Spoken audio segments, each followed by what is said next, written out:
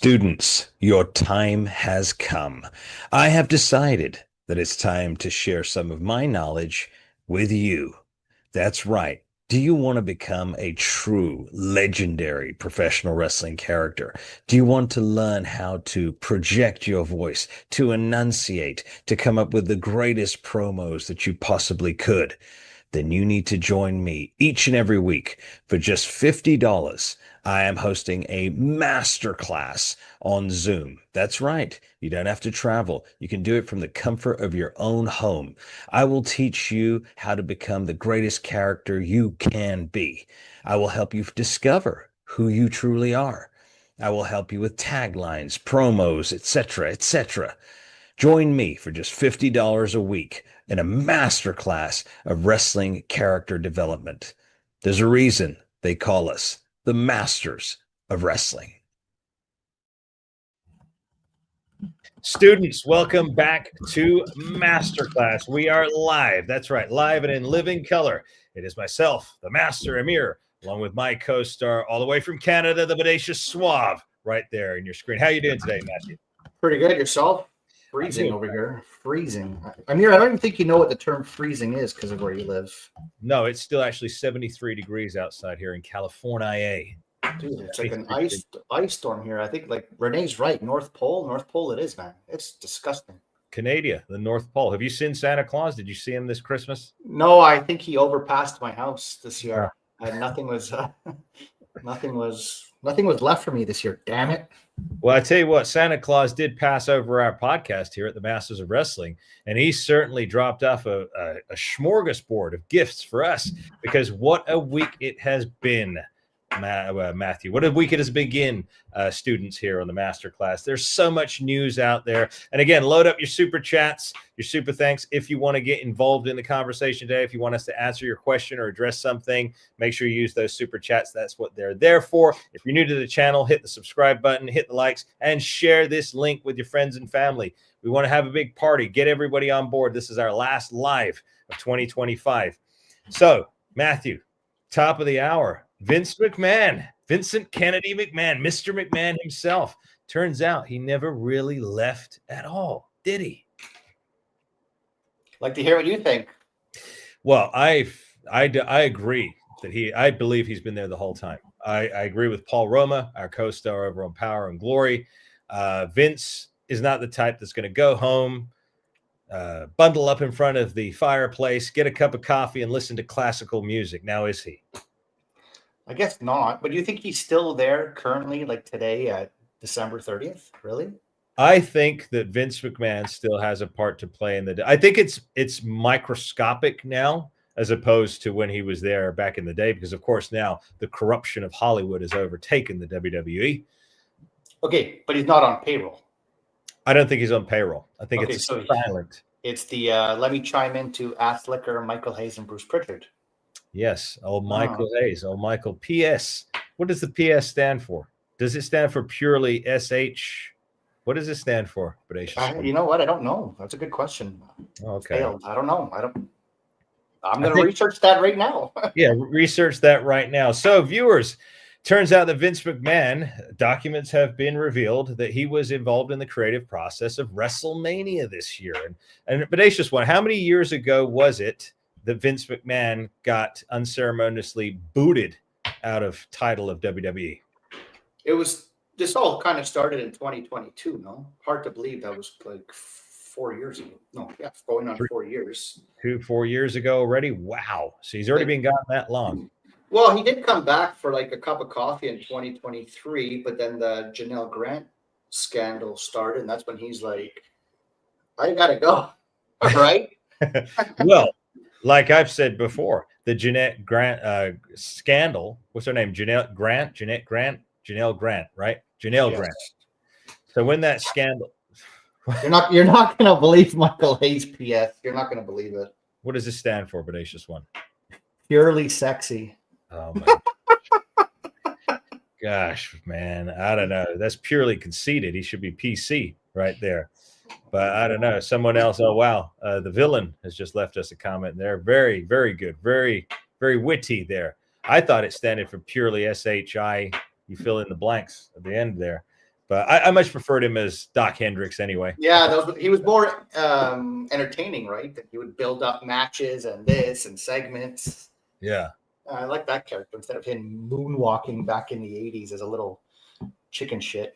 He's got a strange look about him. Strange beard, too. Have you noticed the way he shaves his beard? Very strange. According to Paul London, he is like a pervert, right?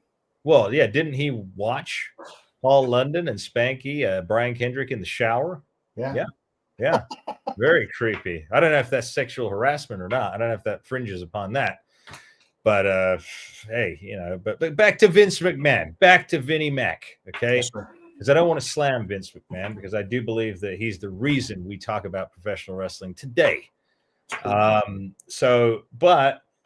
I mean, this is huge news. If these documents are true and everything is true, do you know how much trouble TKO and WWE will be in? Well, isn't that right up your alley? Because like you love TKO getting into trouble. You hate Hollywood, and you have more knowledge than I do about the Hollywood stuff, and you know what these frauds, Emmanuel, whatever. But I don't know what the outcome would be. Well, speaking of frauds, you got some earth-shattering breaking news this morning about the sale that William Morris created for TKO to purchase WWE. Why don't you smash the internet with those revelations, Bodacious Suave? Allegedly, it was predetermined. It was set up for TKO to get the sale. Now, I just don't know how it works, as in, is it a bidding war and the highest bidder gets the company? Or is it literally like you can sell to whoever you want and shake their hand and say, yeah, I'll go with you? Like, I'm not too sure, but I did hear this morning, that certain companies were not able to get a bid in because they ran out of time and details were not fully given. Because I guess WWE had to build their company as to the highest level with the credentials and paperwork and this and that too, if you're going to make a bid, right? And there's a company out there that said, we never got this information. And then looking back, it's like, oh, well, snooze, you lose. I went to TKO. Well, I tell you what, in the world of real estate, that would be an illegal maneuver, because if I suspect, let me put my investigative journalism hat on. You see, I've got my pen here, my red pen. If I were to look at it this way, like in real estate, if you've got a client and anybody out there who knows who's bought and sold a house, you got a real estate agent. They're supposed to bring you every offer that comes in on your home, right? They can't just look at the offers and say, no, I don't want to show that one. I want to push the sale through to this person right here because they're greasing my palms, as it were. Okay. So I forget the technical term for it, but there is a term for it. So if this is the same case, now remember, these are agents. These are sleazy slimeball agents, okay, who would sell their own mother for $2 or $3 down the river. So if they did that, if they hid other people's offer just to sell it to TKO, then that's interfering with the sale of a $1 billion company. That's major problems right there, legalities. Who has the better lawyer, you think? TKO or WWE? WWE have that lawyer that keeps advertising. You've seen the lawyer, right? Who advertises on all their programming. Have you not seen? Okay, no, but I know Vince's lawyer that he had. I forgot his name. Everyone's dream lawyer. If you're ever in shit, he'll bail you out. Jerry McDivitt, is that his name? Is that his name, Jerry McDivitt? Yeah, he got Vince out of the steroid scandal and this. Tell you what, he's a great lawyer. He got Vince out of everything. He did. But when the Janelle Grant case happened, he did say, "You're on your own, pal." Like I think he retired. But yeah, that was, I know, WWE's lawyer in the day. I don't know who it is now, but comes down to who would have the better lawyer, right? Yeah. I mean, this is very, very bad stuff that's coming out here. Again, like I said, we don't wish ill upon everybody. This video is made for entertainment purposes only, but we do not wish ill upon anybody. But this is, again, you're talking major legal fraud here to try and sell a company and specifically spearhead it. Again, I don't know the rules of the talent agency world. All I know is, like, again, it's run in a very sleazy manner. Carpetbagger comes to mind. Carpetbaggers. You know what a carpetbagger is, right? Bodacious Suave? Yeah, let's tell the millions and millions of people watching live with us. Go for it. That's right. Well, a carpetbagger is like, it's a term that I've heard in real estate. So a home's in trouble, right? Let's just say a home's gone into foreclosure. So you get some slime ball that comes along, makes a low ball offer because he knows you're in trouble. So he buys the property off you, turns it around, flips it, makes a cool couple hundred, $300,000, pockets it off your bad day.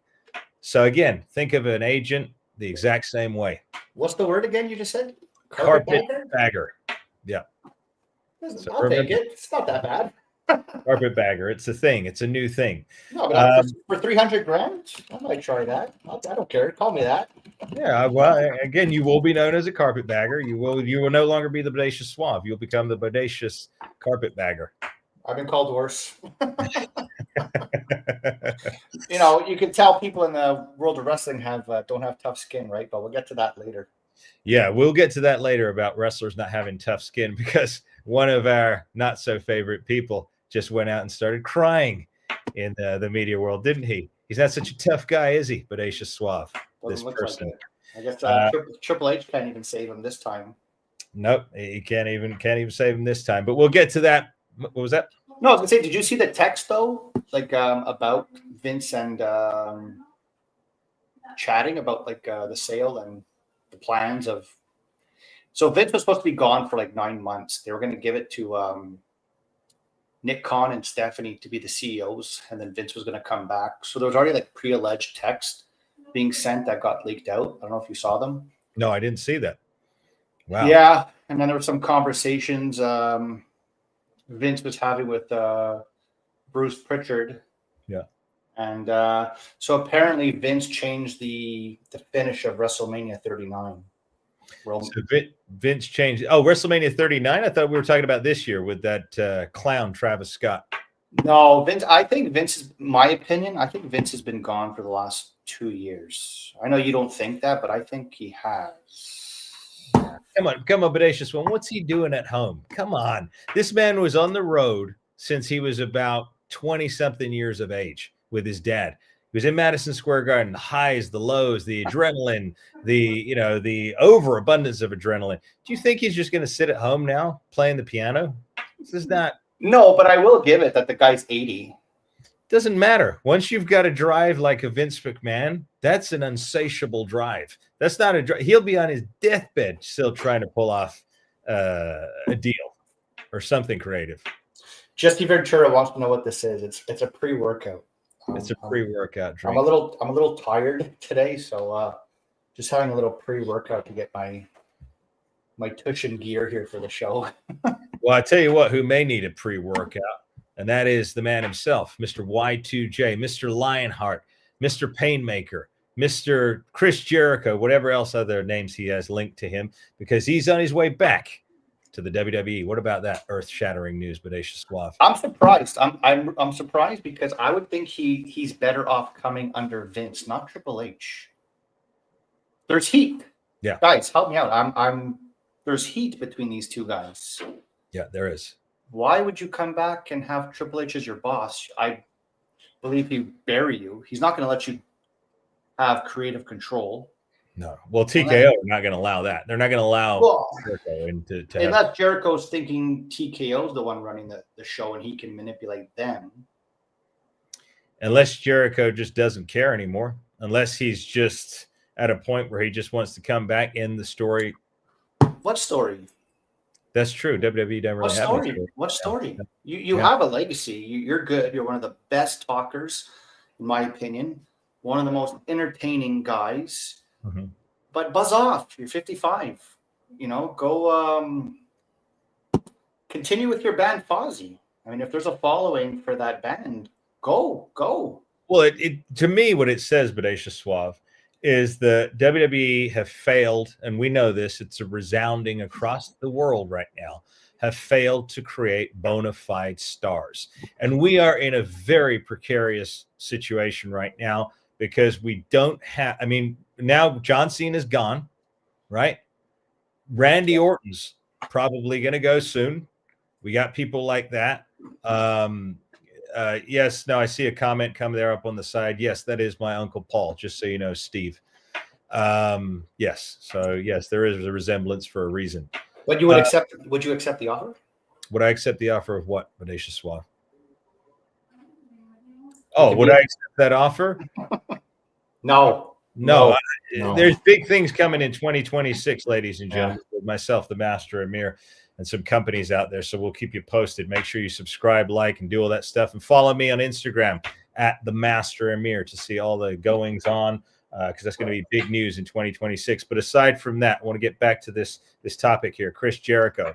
It's a sad state. Like, again, once Drew McIntyre goes, I'm not even going to include Cody Rhodes, because like I said, when Cody turned on AEW, which is another point we'll get to soon, students, when he walked away from AEW after saying all this spiel, how he wanted to build another company, and then he just jumped ship, turncoat, goes over to WWE, leaves Tony Khan high and dry. Never explained why, by the way, but I've never explained why he left. Never. You better, that's it. Put that in writing. That's very important. Fans, guys in the chat, why did Cody leave AEW? I'd love to hear. Yeah, chime in. Use your super chats if you want to chime in, if you want us to address whatever your theory is. But here's my theory. Do you want to tell them now or save it for another day? No, I'm going to tell them right now, because AEW obviously has not tried to compete. They don't. They just don't. They don't take shots, at their competition. They don't try to be different. The entrance is the same. It's the same camera setup, same backstage sort of interviews. Everything is the same.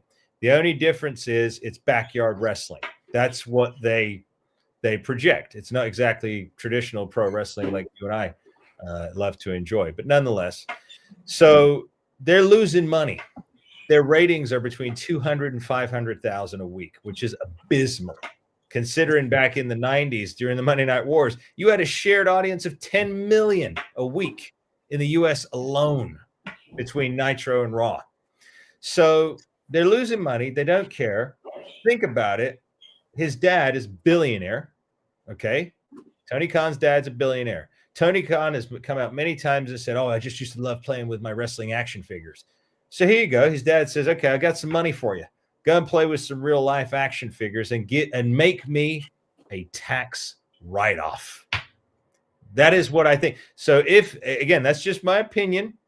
I don't know if this is real or not. This is for entertainment purposes only. But let's just say AEW was ran like a tax write-off. I mean, hey, he doesn't care when he loses guys like CM Punk, when he loses guys like Cody Rhodes. He's going to lose Chris Jericho. They don't have any storylines. They go from 20,000 seat arenas down to what are they now? 4,000, 3,000 for TV tapings, and all that kind of stuff. And it's like, well, then is it a tax write-off? Yeah. You got me stunned there, pal. I don't know. This is my prediction. I thought about it the other day. I'm trying to think how these companies make money. TV deals is everything. If you don't have a T deal, you're pretty much screwed, right? Mm-hmm. So that'll pay a lot of your salary. I don't know how much percent. Mm-hmm. Merchandising. Yeah. Shows, I don't know how much that really generates, because you got to rent the venue, you got to pay all your crew. I don't know how much profit comes in on that.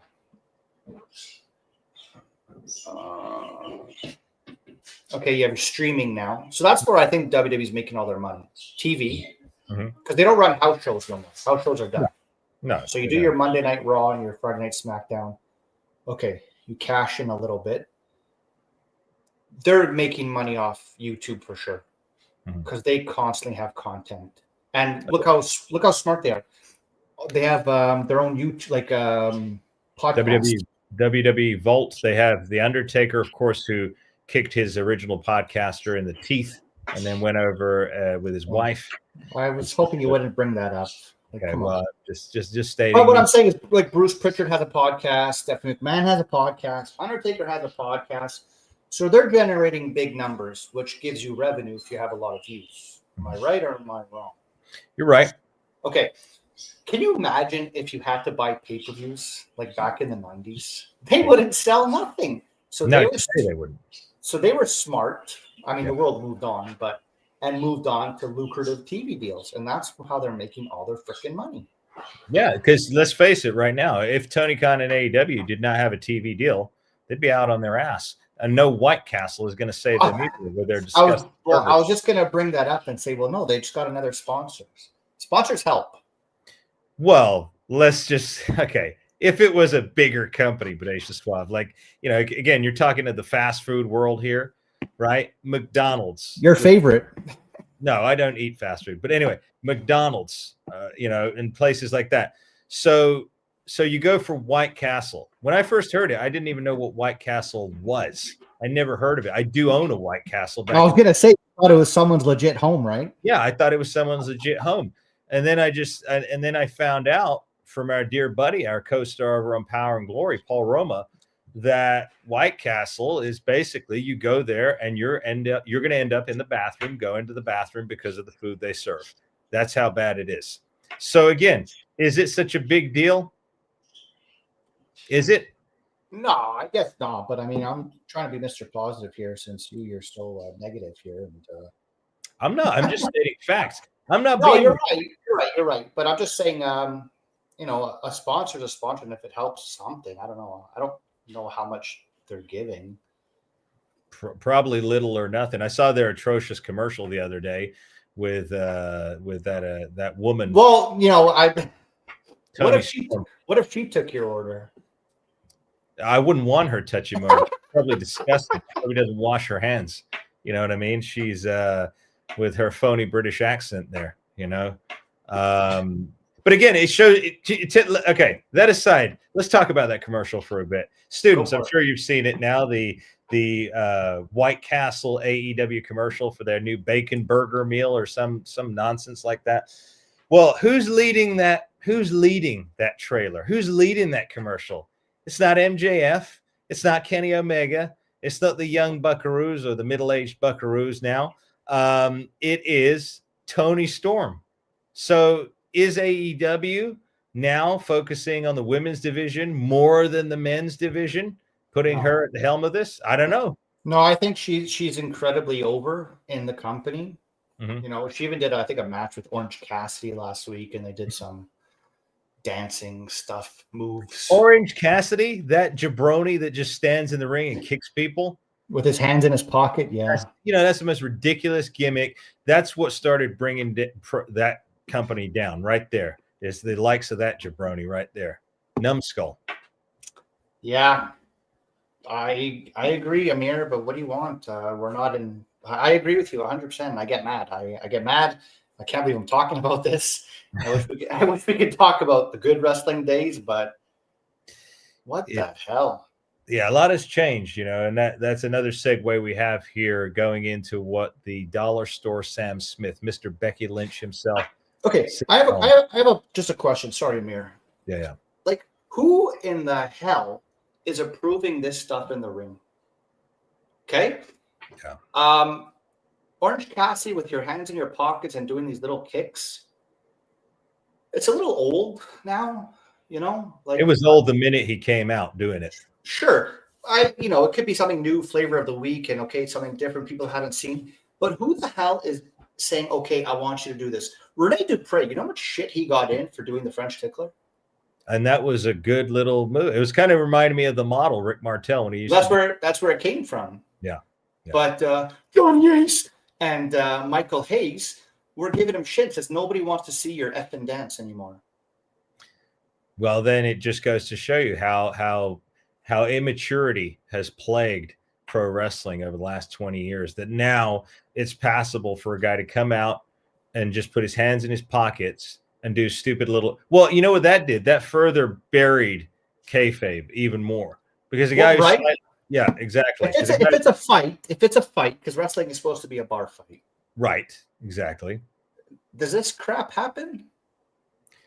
It all goes back to that choreographed crap, which of course you and I know with our buddies we talk to, we don't believe in this, mapping out every single move. We like to call it in the ring, like it was done in the good old days, because that's believable. If you see a guy in the ring and he's got to think for a second, what am I going to do next to put this guy down? Instead of thinking, okay, act 1, act 2, act 3. Okay, I'm going to go from this. Oh, and then I'm going to punch you. Yeah, I remember we said that backstage. Then I'm going to punch you. Then you're going to duck. Then I'm going to turn around and do a clothesline. They're always in their head. And now people see it on the screen. They're waiting for somebody to do a body cross. They're waiting for these moves now. And this is the problem. But then again, to further bury kayfabe, it looks like we got a little bit of a heckler in the group there. No, it was meant to be a fight. It was meant to be a fight the way it was done in the entertainment world. So, but yeah, it's not gymnastics. It's not Cirque du Soleil. We've expressed that many times before. But yeah, I mean, Orange Cassidy, again, another one who helped destroy kayfabe all the more right there. Do you think Jericho's pretty good at gymnastics at 55 years old?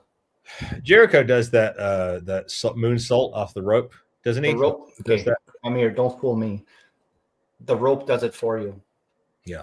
You just have to have the courage to do it. I can do it. Listen, I think Chris Jericho, again, is one of the greats.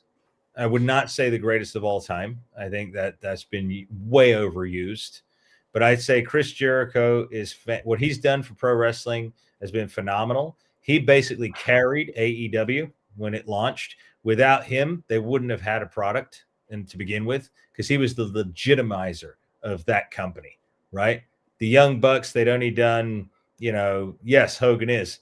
Salut, oui, bonsoir. I'm saying hello to our French contingent there. Salut, Matt.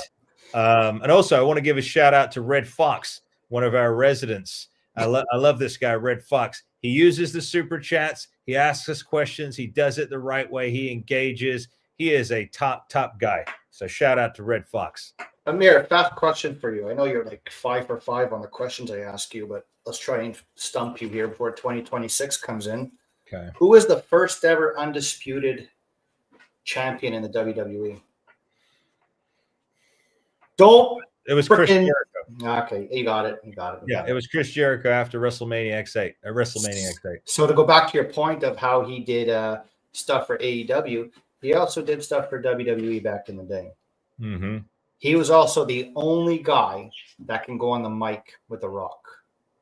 Chris Jericho is phenomenal. Okay. He's good, but it's like, come on, pass the torch already. Time-honored tradition. But the thing is, they can't pass the torch because these little guys that are coming up behind them, for the most part, again, they're content playing video games in the locker room. But the midget wrestlers? I don't know what you want to call them, but they play video games backstage. They think the wrestling is a video game match where they can keep coming up. They don't know how to sell. They don't know how to tell a story. But Aisha Swaff. So again, how can he pass the torch to who? Who can take that torch? Think about it. No, you're right. I don't think he's going to give it anyway. He's kind of a little bit of a politicker. Yeah. I don't think he's the ideal role model. I just saw one of our loyal viewers here said that bring back weight divisions. Absolutely, 100%. There needs to be a cruiserweight division. Again, a guy like Kenny Omega is not a heavyweight, all right? So put him in the cruiser. Now, again, you put Kenny, again, nothing against Kenny. Great performer, right? Okay, one of the best, probably the best that AEW has left, if he's still there. I don't know if he's still there. But again, back in the day, would you have seen Hulk Hogan against Kenny Omega? Absolutely not. Wouldn't have happened, right? No. So, some of these guys that are flipping around, they don't need to. They got it. Speaking of weight class, I think your buddy there, Mr. Beanbag's avoiding shoulder surgery. Oh, he is? Oh, the Beanpole himself, Mr. Dominic Mysterio. Wow. Again, I'm seeing some questions here coming in. If you want to ask a question, hit the super chat. That's what they're there for. We'll bring you up on the screen. We'll give you a shout out, and we will discuss your question live right here. That's what you use the super chats for, and we greatly appreciate that. That helps the world go around. That helps this channel continue to grow, and it helps support us here on the Masters of Wrestling. We greatly appreciate that. Yeah, and we bring guests. Guests aren't cheap, right, Amir? Correct. We've got a plethora of guests coming up for you. So among them, we have Crowbar, Devin Storm coming up soon, Ace Darling, Jason Sensation, Luke the Bushwhacker, Chris Masters, Renee Dupree. The list goes on and on. They'll be coming on in the next couple of weeks with us here. You didn't hear bro? You didn't mention bro? Well, I've got to confirm the date. Okay. But I've got to confirm the date. So we're going to keep that one under hush hush right now. We got a big one coming up in 2026 as well.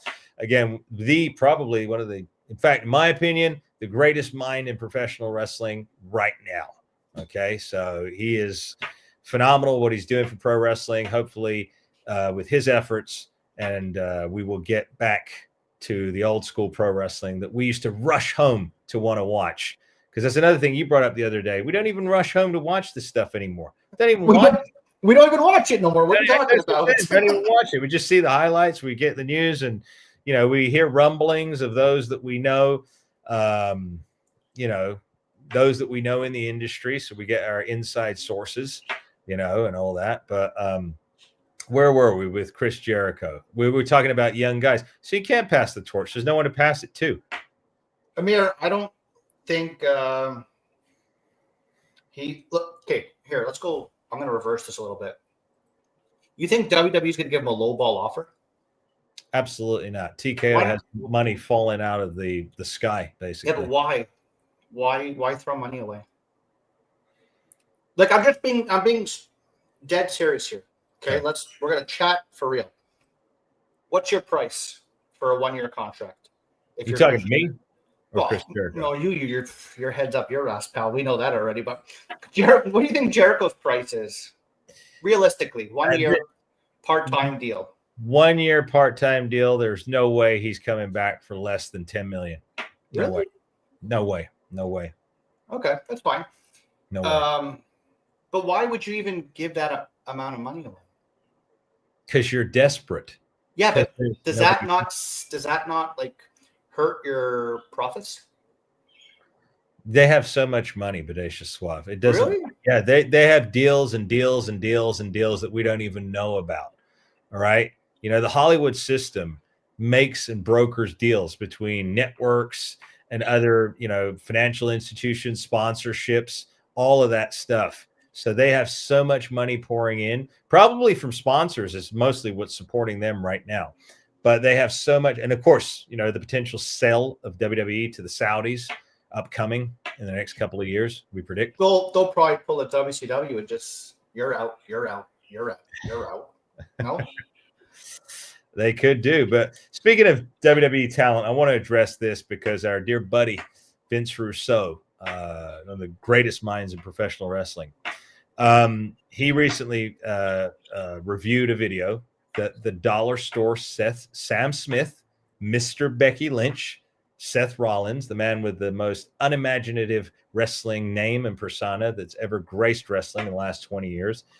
I don't know what Uncle Paul ever saw in that guy, but nonetheless, he came out and he was whining and complaining and crying about Vince Russo because I guess Vince hurt his feelings because Vince told the truth about him and his wife, Mrs. Becky Lynch, the woman who runs the household.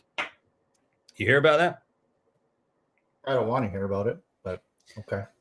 Well, he just basically said that he doesn't like Vince Russo. He used the term hate, which is a very strong word. I don't even believe he probably met him. First of all, I can guarantee you that old Seth Rollins was probably watching the WWF back in the late 90s and WCW, and I'm sure he was a huge fan. So what a hypocrite he is, because as we know, Vince Russo had a huge part to play in the Attitude Era in the WWF, right? Mm-hmm. So hypocrite, number one, but he couldn't accept Vince Russo's criticism. Vince said, Becky Lynch can't talk on the mic. She sounds like a robot. She sounds like she's cutting a promo. And does she not, in fact, sound like that, Bodacious Suave?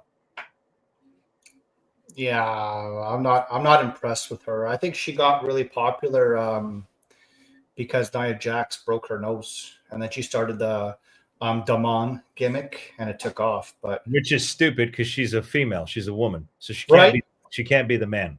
Well, she sold apparently millions of shirts that said "the man" on it, so people bought it. Marketing, right there. People bought it, but don't forget too. Rollins said more stuff. He called him a hanger-oner. That's what Seth Rollins did call Vince Russo. That's what he called him. Yeah, the audacity of this man. This man, Seth Rollins, Remember how long it took for WWE to eventually get him over? It was like Roman Reigns. It took forever for the audience to accept these guys. Do you remember how long it took? Like almost 10 years, Bodacious Suave. Can you believe that? 10 years? Talk about hanging on. This guy hang on for dear life because he knew he didn't have it. If he left tomorrow, right? If he left tomorrow and went to AEW, I guarantee you he would go straight down. He wouldn't have any, within 6 months, he wouldn't be at the top of that company. The only reason he keeps at the top is because WWE pushed him there. I see one of our viewers there says, yeah, Rollins is over. I don't think so. In his own head, he is. Yeah. I used to like Rollins. I will admit. Bodacious one, please. Could I fit before you cut me off like you always do on this show? I was a big fan of Rollins 10 years ago. I remember the time because that was when they were pushing him as against Corporate King. I don't know if you remember that. Like he was just like a funny guy. He was funny, smart mouth, and it was like his first world title run. Like I thought he was pretty like entertaining. It got dry and stale like everything else, you know. And then they try new things and they put him with different people. I don't know if you remember, but they put him with those two guys that got released. Those two big Arab guys. I forgot their names. Oh yeah, I remember those guys. He was called. What was he called? The stupid. Paul Ellering was that? Yes. But what did he call himself? Oh, guys in the chat. Guys, yes, in the chat. Help me out here. What did Rollins call himself when he was with those two guys, the Authors of Pain? Authors of Pain, yeah. And someone did say Rollins actually injured Finn Balor and Sting. That's right. He severely injured Sting. I will continue on with that. He actually injured John Cena and busted his nose on Raw. Wow. I don't know if you remember that. Sloppy worker. Bret Hart got hot on that, eh? Yeah, he did. Yeah, this happened in Seth Rollins, the dollar store Sam Smith. I don't know what Rollins would, you know, I think it was just a bad accident. I think Rollins is an okay worker, but yes, that is a true fact. He did hurt those two guys. It's with that stupid move. You know, that power bomb run across the room into the turnbuckle? Idiotic. If you don't measure properly, of course you can miss and break someone's neck. Yeah, he did that to Sting. Yeah. There you go. So it's like, again, who the hell is allowing this? And I'm Italian also. Who the hell is allowing stuff like this? There's no safety. No, there's no safety. Someone did mention there Trick Williams is going to be a mega star. I got the opportunity to work with Trick backstage at TNA last year. Trick Williams is a stand-up class act guy. He respects old school. I wish nothing but the best for Trick Williams. I hope to run into him again some point in the near future. Just want to say that. But yeah, in comparison, Trick Williams, Seth Rollins, the two don't even compare. So it was the Messiah, Rollins used to call himself. The Messiah? Yeah, with the Authors of Pain. So what I'm trying to say is Rollins had so many also like gimmicks. The Messiah, what is he now? The Visionary? No, he's Sam Smith. Anybody go and look up Sam Smith, the British singer, a total strange guy. Go and look him up. That's who he's modeled after. Guys, you have to watch this video. It's a 10-minute video. But Rollins, what the hell's wrong with me? Russo was dead on with what he said. Everything was a fact. Yeah. Now, is Rollins a babyface or a heel? From what I know, he's a heel. I guess, but I don't know. I mean, the guy just it doesn't make sense. Because I know what you're going to say. Tell him. Yeah. So he's booked as a heel. Okay. But if fans are cheering you, well, my match booking is not going to work right now. Because if I'm putting you as a heel against a babyface, your job is to put that babyface over.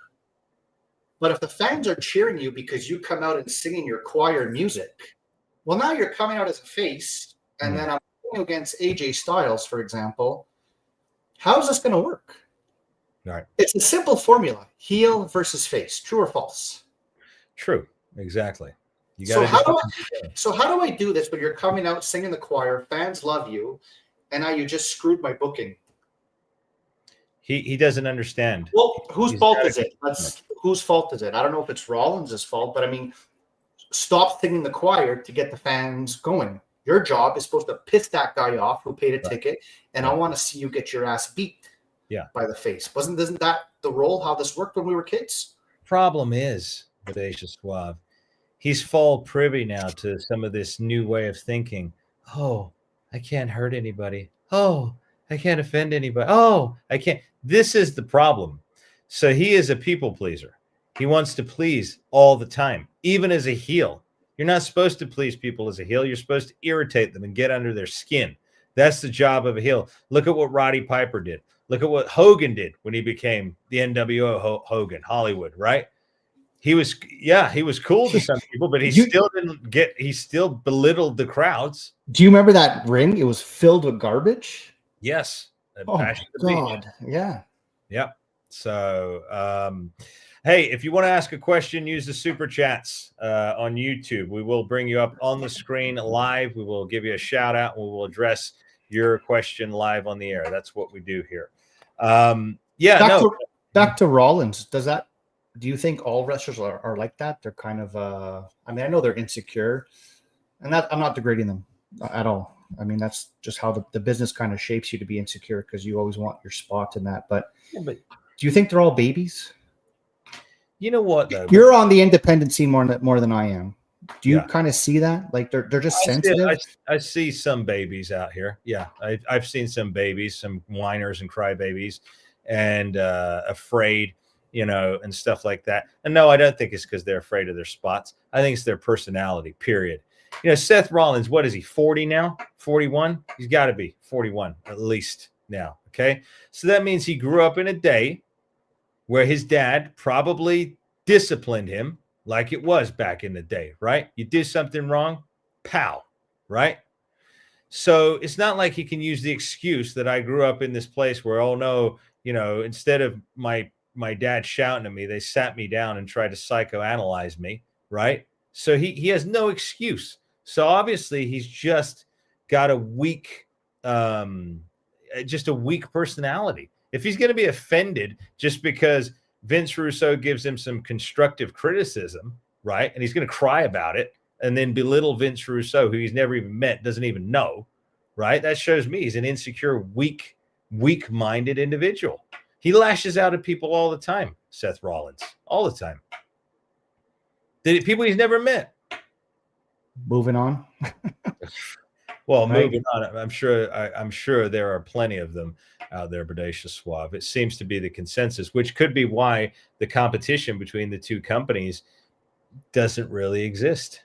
That's why AEW doesn't really fire shots at WWE. TNA have jumped into the WWE bandwagon. I mean, what is this? Competition is a necessity for a company, for a business, for a product to grow and expand and get better. It doesn't if you don't compete. I mean, heck, if you were running in the Olympics, Bodacious Suave, I put it like this, right?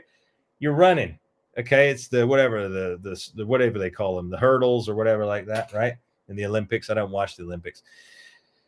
You're gonna turn to the person to your right and say, "Hey, man, I wish you the best." And then you've almost overtaken him. Sheesh, I better not overtake him because I may hurt his feelings. Let me just hang back with him and we'll finish at the same time.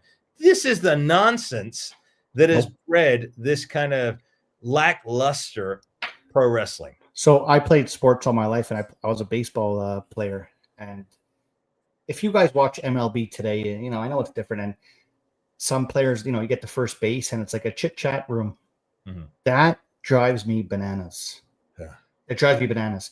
And when I was playing baseball all the way up to my 20s, I was taught, like, shut your mouth, play the game hard, and you don't talk to your competition. My job is to step on your throat and win this game. Yeah. Yeah. That's how I was raised. Today, it's all about, let's chit chat, this and that, YouTube clips, social media. There's no competition no more. There's no first place. Everyone gets a medal. Everyone's kid's fantastic. Yeah, exactly. It's true. You get an award for just showing up at school, which is ridiculous. You're supposed to show up to school. But what's his name? Cody Rhodes, Guile, Mr. Street Fighter himself, comes out recently at a WWE show. You told me this morning, Bodacious Suave.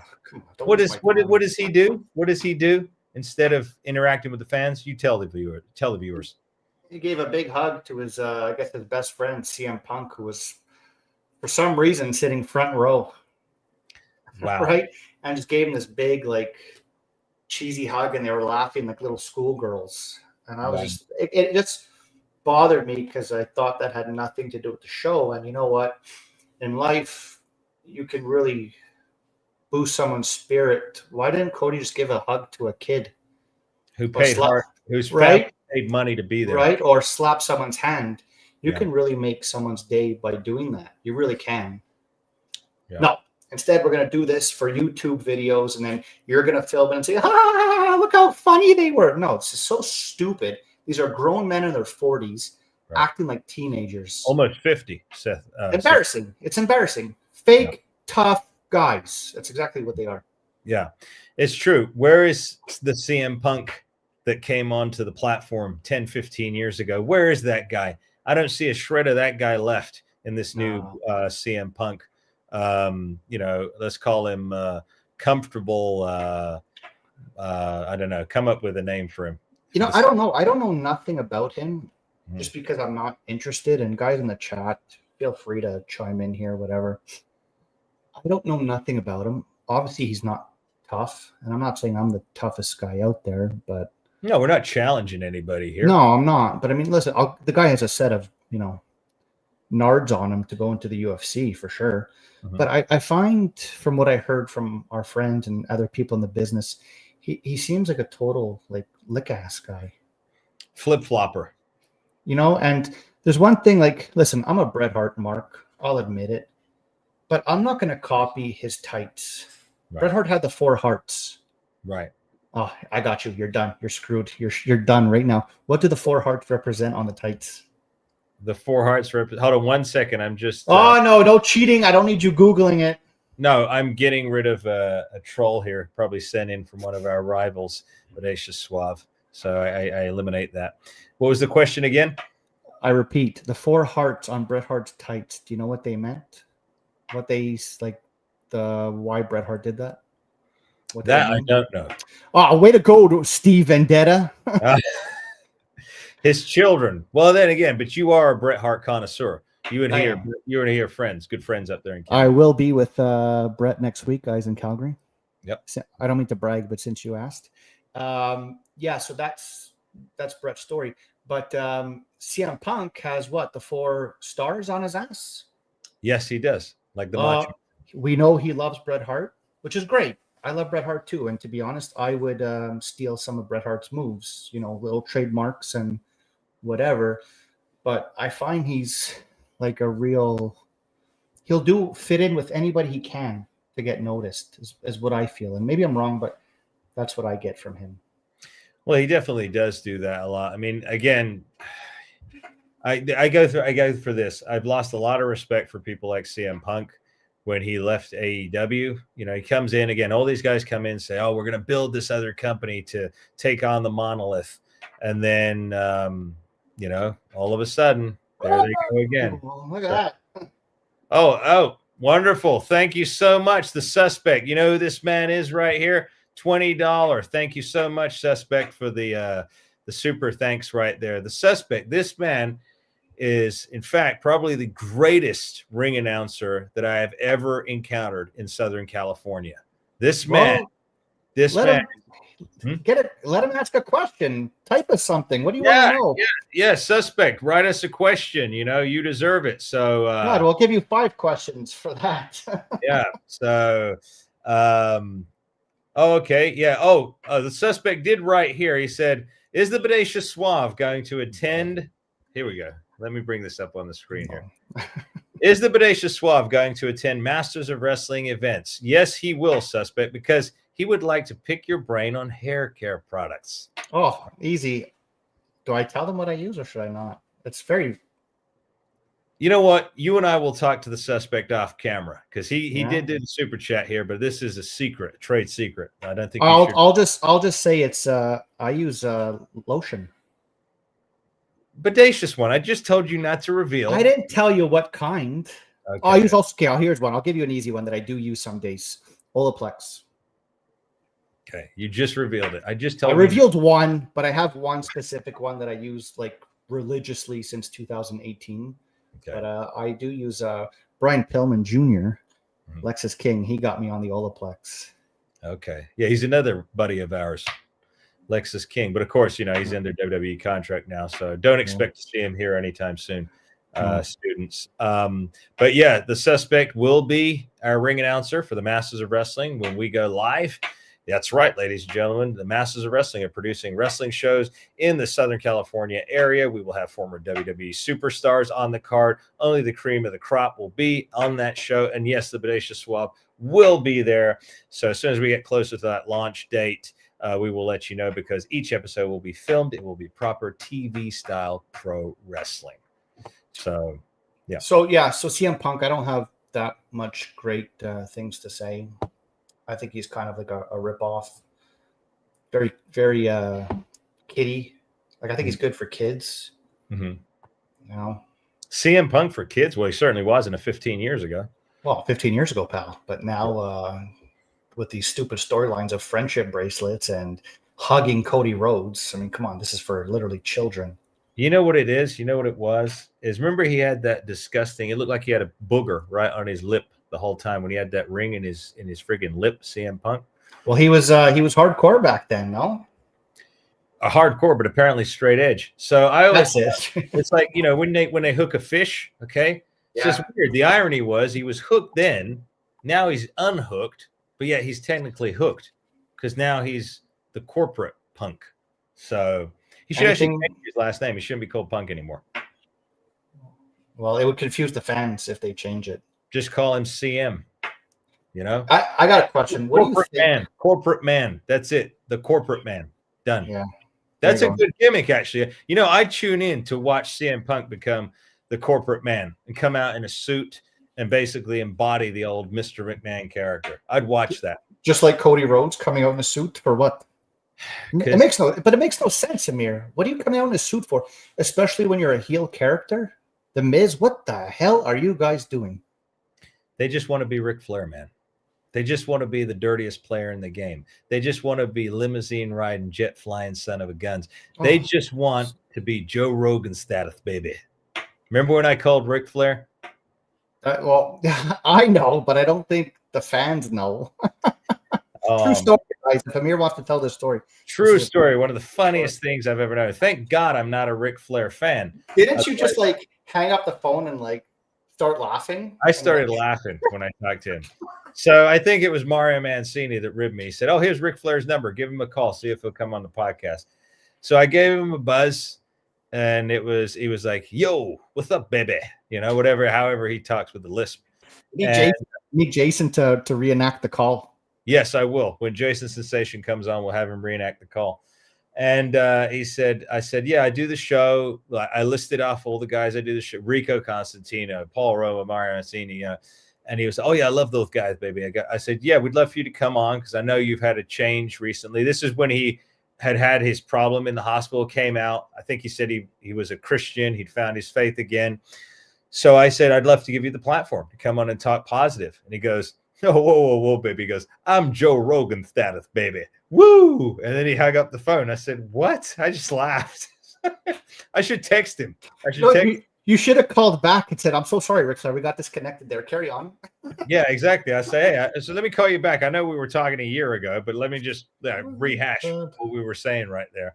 So, but yeah, so Ric Flair. And again, he was in the headlines last week because he left an awful message for a couple that were about to get married. They paid him good money on Cameo, right? Okay. Paid him a lot of money to give him a message. And instead of wishing them a good, happy marriage, he basically told the guy to not get married because she'll get half of everything. Well, Ric Flair knows that very well because he's been married and divorced I don't know how many times because of his probably promiscuous, adulterous lifestyle. And someone said recently, if you look him up in the state of North Carolina, he's got a bunch of lawsuits after his we just heard that last week. Who said that? We just heard that. I don't know who said it. Klingbeil. No, it wasn't Klingbeil who said that. Yes, no. He said if you go look up the North Carolina records, wasn't it him? What's that? Wasn't it Klingbeil? He just said if you go look up the North Carolina. I don't know. It may have been somebody else, but someone just said, yeah, Matt just said Space Mountain, baby. Woo! Man, honestly, man, I don't know. Crazy stuff. But Matthew, you've got some more Oh news God. for us. Yeah, I got a little ideas I had today. Okay.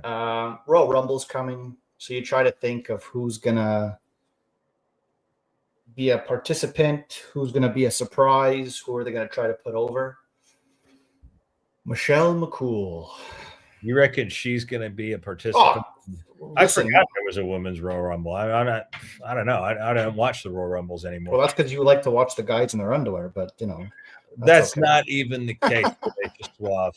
Goodness gracious. Moving on. When I compete, I wear tights. I wear long pants. You know, of course, I'm a gentleman. Why would I be wearing trunks? But anyway, continue as you were saying.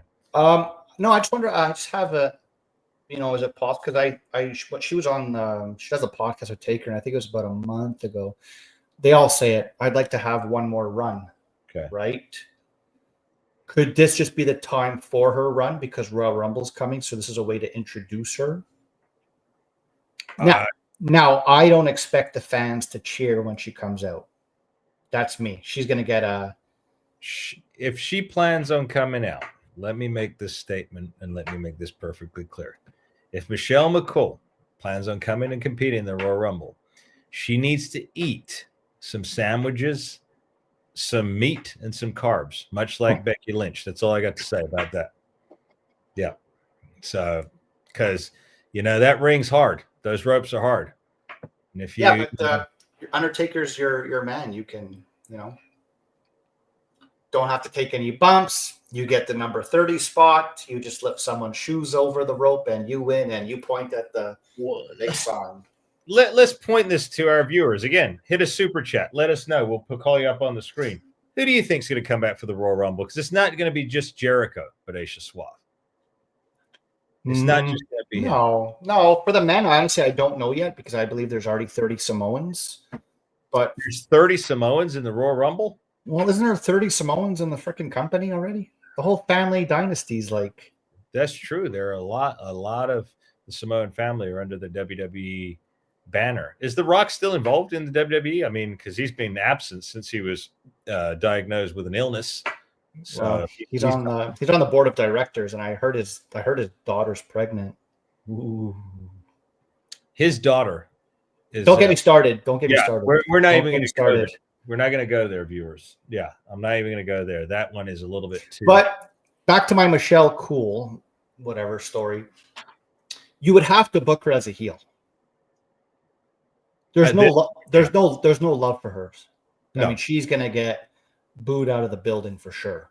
Yeah, for sure. But I'm sure Taker is, hey, Paul, my wife wants one more shot. I think we should give her the belt at WrestleMania. We need a fresh face. By the way, that's not my Undertaker impression. Yeah. But you got what I'm trying to say, right? Yeah, so I get. It's 2026. We need ratings. We need people talking. No, I mean, I honestly don't think somebody said here that the Pebble, not the Rock, the Pebble, will be in the Royal Rumble. But no, he has a heart condition, so he will not happen. He will just do appearances, just like Triple H. Storylines, camera storylines. They can't take any bumps or whatever. Yeah, no. I mean, I think the Royal Rumble in Saudi Arabia is going to be a very pivotal moment in WWE history because obviously we believe that the WWE will be sold to the Saudis within a year or so. That's what it looks like everyone's hemorrhaging to do. Someone did say Edge. If that happens, if he been there, done that.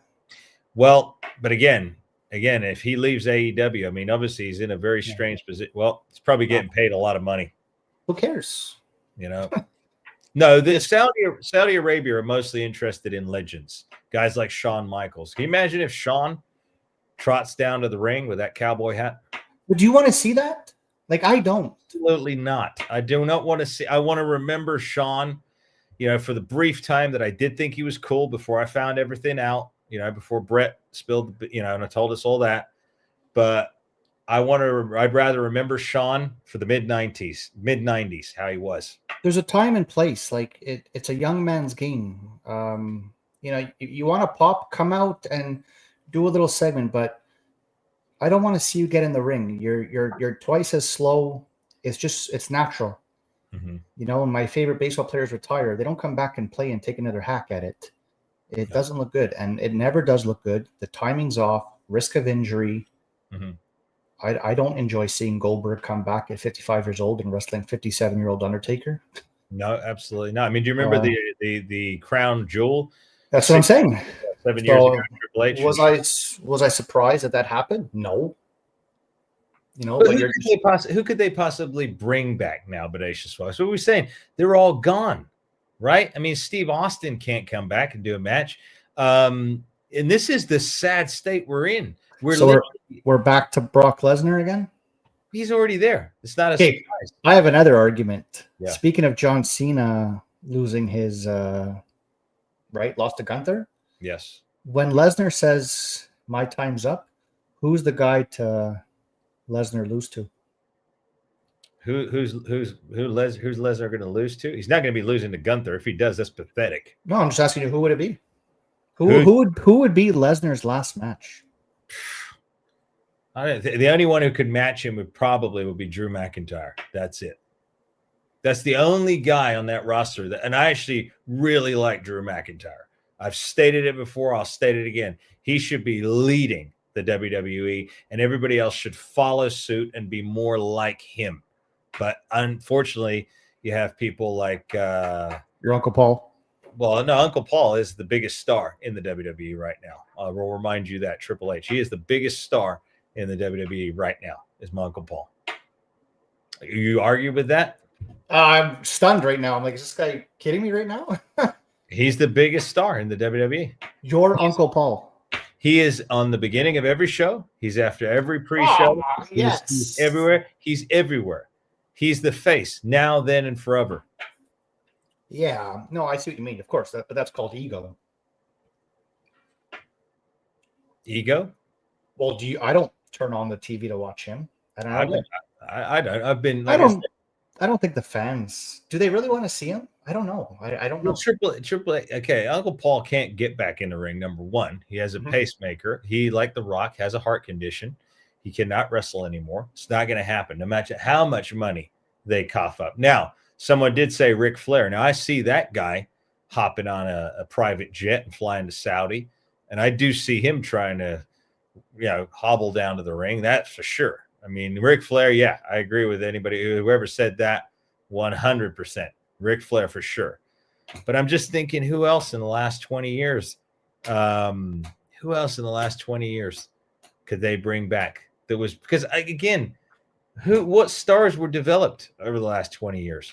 For me, the last great rush of stars was that last group that came up: Randy Orton, Rene Dupree, Brock Lesnar, John Cena. That was it. Once that group went up, that's the last true stars of wrestling, in my opinion. I thought Ted DiBiase Jr. was Ted DiBiase. We'll get to that in a second because we got another super chat here. Matt, thank you so much for your super thanks. We really appreciate it. That keeps the world turning here on the podcast here. We are working after all. Thank you, Master Amir and the Bodacious One, for a stellar live stream. I'd like to see Karrion Kross return. He oozes charisma, deserves another shot. Now, I tell you what, Matt, you are 100% right. Karrion Kross, Killer Kross, is a tremendous star. And unfortunately, he was cut short off of the big leagues with WWE for, again, many people say jealousy. Could be true. But I know our dear buddy Vince Russo has offered him a spot over on JCW. Watch for that company. They're on the rise. So again, could Karrion come in? Now that would be major if Karrion hopped in there. Although actually Karrion is in MLW. Actually, he's in MLW right now. He's been competing in MLW, another fantastic promotion. I don't think he's worried. He's a really, from what London told me, super smart guy. Too smart, perhaps, for wrestling. Yeah, he'll be fine. He'll be fine without WWE. The problem is the fans who enjoy Karrion Kross won't get to see him because his indie bookings will be through the roof, and indies bookings are not always televised. Yeah. Right. So you have to travel city to city to city. But he'll be fine. Hey, if you like conventions, keep an eye out. I know him and his wife are doing a lot of conventions and signings, which is good because if you're a WWE roster, you're not allowed to do signings. So Right. keep an eye on that. But he'll be fine. And he doesn't need that company. He's a great talent, and someone put right here, he just fought Matt Riddle, another tremendous talent, Matt Riddle. I love this guy, Matt Riddle. Got to meet him while working at MLW. Fantastic talent, true superstar right there. You met him too, but I did. Yeah, so I met Matt Riddle in Calgary when I went to see Bret Hart in October, and I was like, Amir, Matt Riddle's going to be there. He's like, you got to go meet this guy. Go say hi. And I'm like, it's not my style, just like a stoner or whatever. Anyways, I was backstage and I was like, okay, I'll take one for the team. So I go talk to Riddle, and the coolest guy. Yeah. The coolest, nicest guy. Yes, he does talk like that and dude and but you know what? That's just the way he is, and he's misunderstood. But he's got his priorities in the right order. He's just a laid-back human being and a good dude. I was impressed, and I texted Amir right away, and I was like, good call. And I sent a picture of me and Riddle together. Yeah, he's a fantastic performer, fantastic guy. And again, there's a guy, one of the first things that impressed upon me, ego aside, walks around, talks to everybody. How you doing, man? Nice to meet you, etc., etc. No blockade up around this guy. This guy's a class act, which goes into what we were talking about with Seth Rollins earlier, Sam Smith wannabe. So one of the things that Vince Russo stated, our dear buddy Vince Russo, one of the greatest minds in pro wrestling, Vince Russo stated, Seth Rollins does not act like a professional. He does not act like a professional. If you're going around trash talking other people that you've never met, right, in a really offensive way, like we never say we hate anybody. And again, we're talking about characters, not the person. We're talking about characters. But for Seth Rollins to be in $1 billion company and go around the world and say some of the things he does in live interviews, it's almost like that other degenerate Tony Storm, right? You've got to act like a professional when you're in front of the media. All right. This is not pro wrestling. When you're out there getting interviewed by whoever, CNN, Fox, whatever news network, or whoever journalist is interviewing you, you be on your best behavior. You make that company look like $1 million, $1 billion. Right. And that's what Seth Rollins is. And again, but someone like Matt Riddle, he does a good job, man. Even when pushed, he stays cool, calm, and collective. He tries to get his point until he's pushed, too far. Then but he's not afraid to speak the truth, and the truth will set you free. And you know what? He's tough. He is tough. He can back it up, so for sure. What other news you got for us, Bodacious Waff? Because we're going to go about another 40 minutes or so here. You watch WWE Vault, do you? I sometimes, do. Don't lie. I mean, to go back old school and whatever, right? I do watch the Vault because I can stomach the old school because that's what we grew up on. That was the best. Yes, I do watch the Vault. Did anybody notice there's like a little bit too much Undertaker stuff coming out on the Vault recently? Really? Is there? I didn't notice that.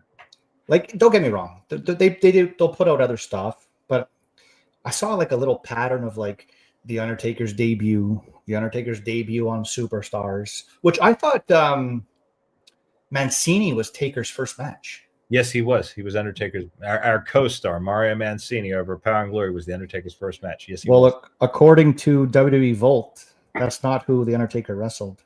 Really? Yeah. Okay.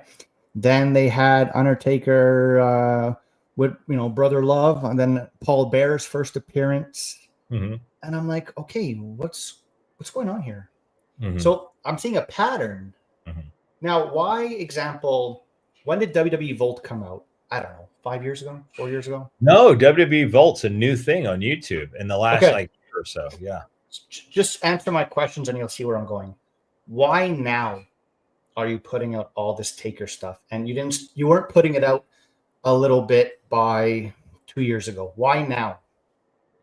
I have no idea why, but the bigger thing I want to bring up is why now they have to have the Vault, because people are craving the old school entertainment. They're craving it. The Vault didn't exist a year and a half ago. You couldn't find this stuff unless you had Netflix in England, which again is still bizarre that we here in the United States have. I think you have all the old pay-per-views on your Netflix, correct? In Canada. You know what we have here? That's the only good thing about being a Canadian. You know what we have here? Hot weather, damn it. No, we have Monday Night Raw, which is not even in the top 10 right now on Netflix. Not even in the top 10. We have Monday Night Raw, and then we have the Raw Vault, old Monday Night Raw episode, and not even complete years, just certain ones. That's all 10 years ago. But Netflix, just a quick side tangent. I know we're here to discuss wrestling, but I'm pretty sure there are some Stranger Things fans out there. Here we go. I'm gonna get comfortable. Hang on. Yeah. Okay. Just very, very quickly. So Stranger Things has had a major backlash because of their most recent episode. People are very upset. The ratings have dropped immensely.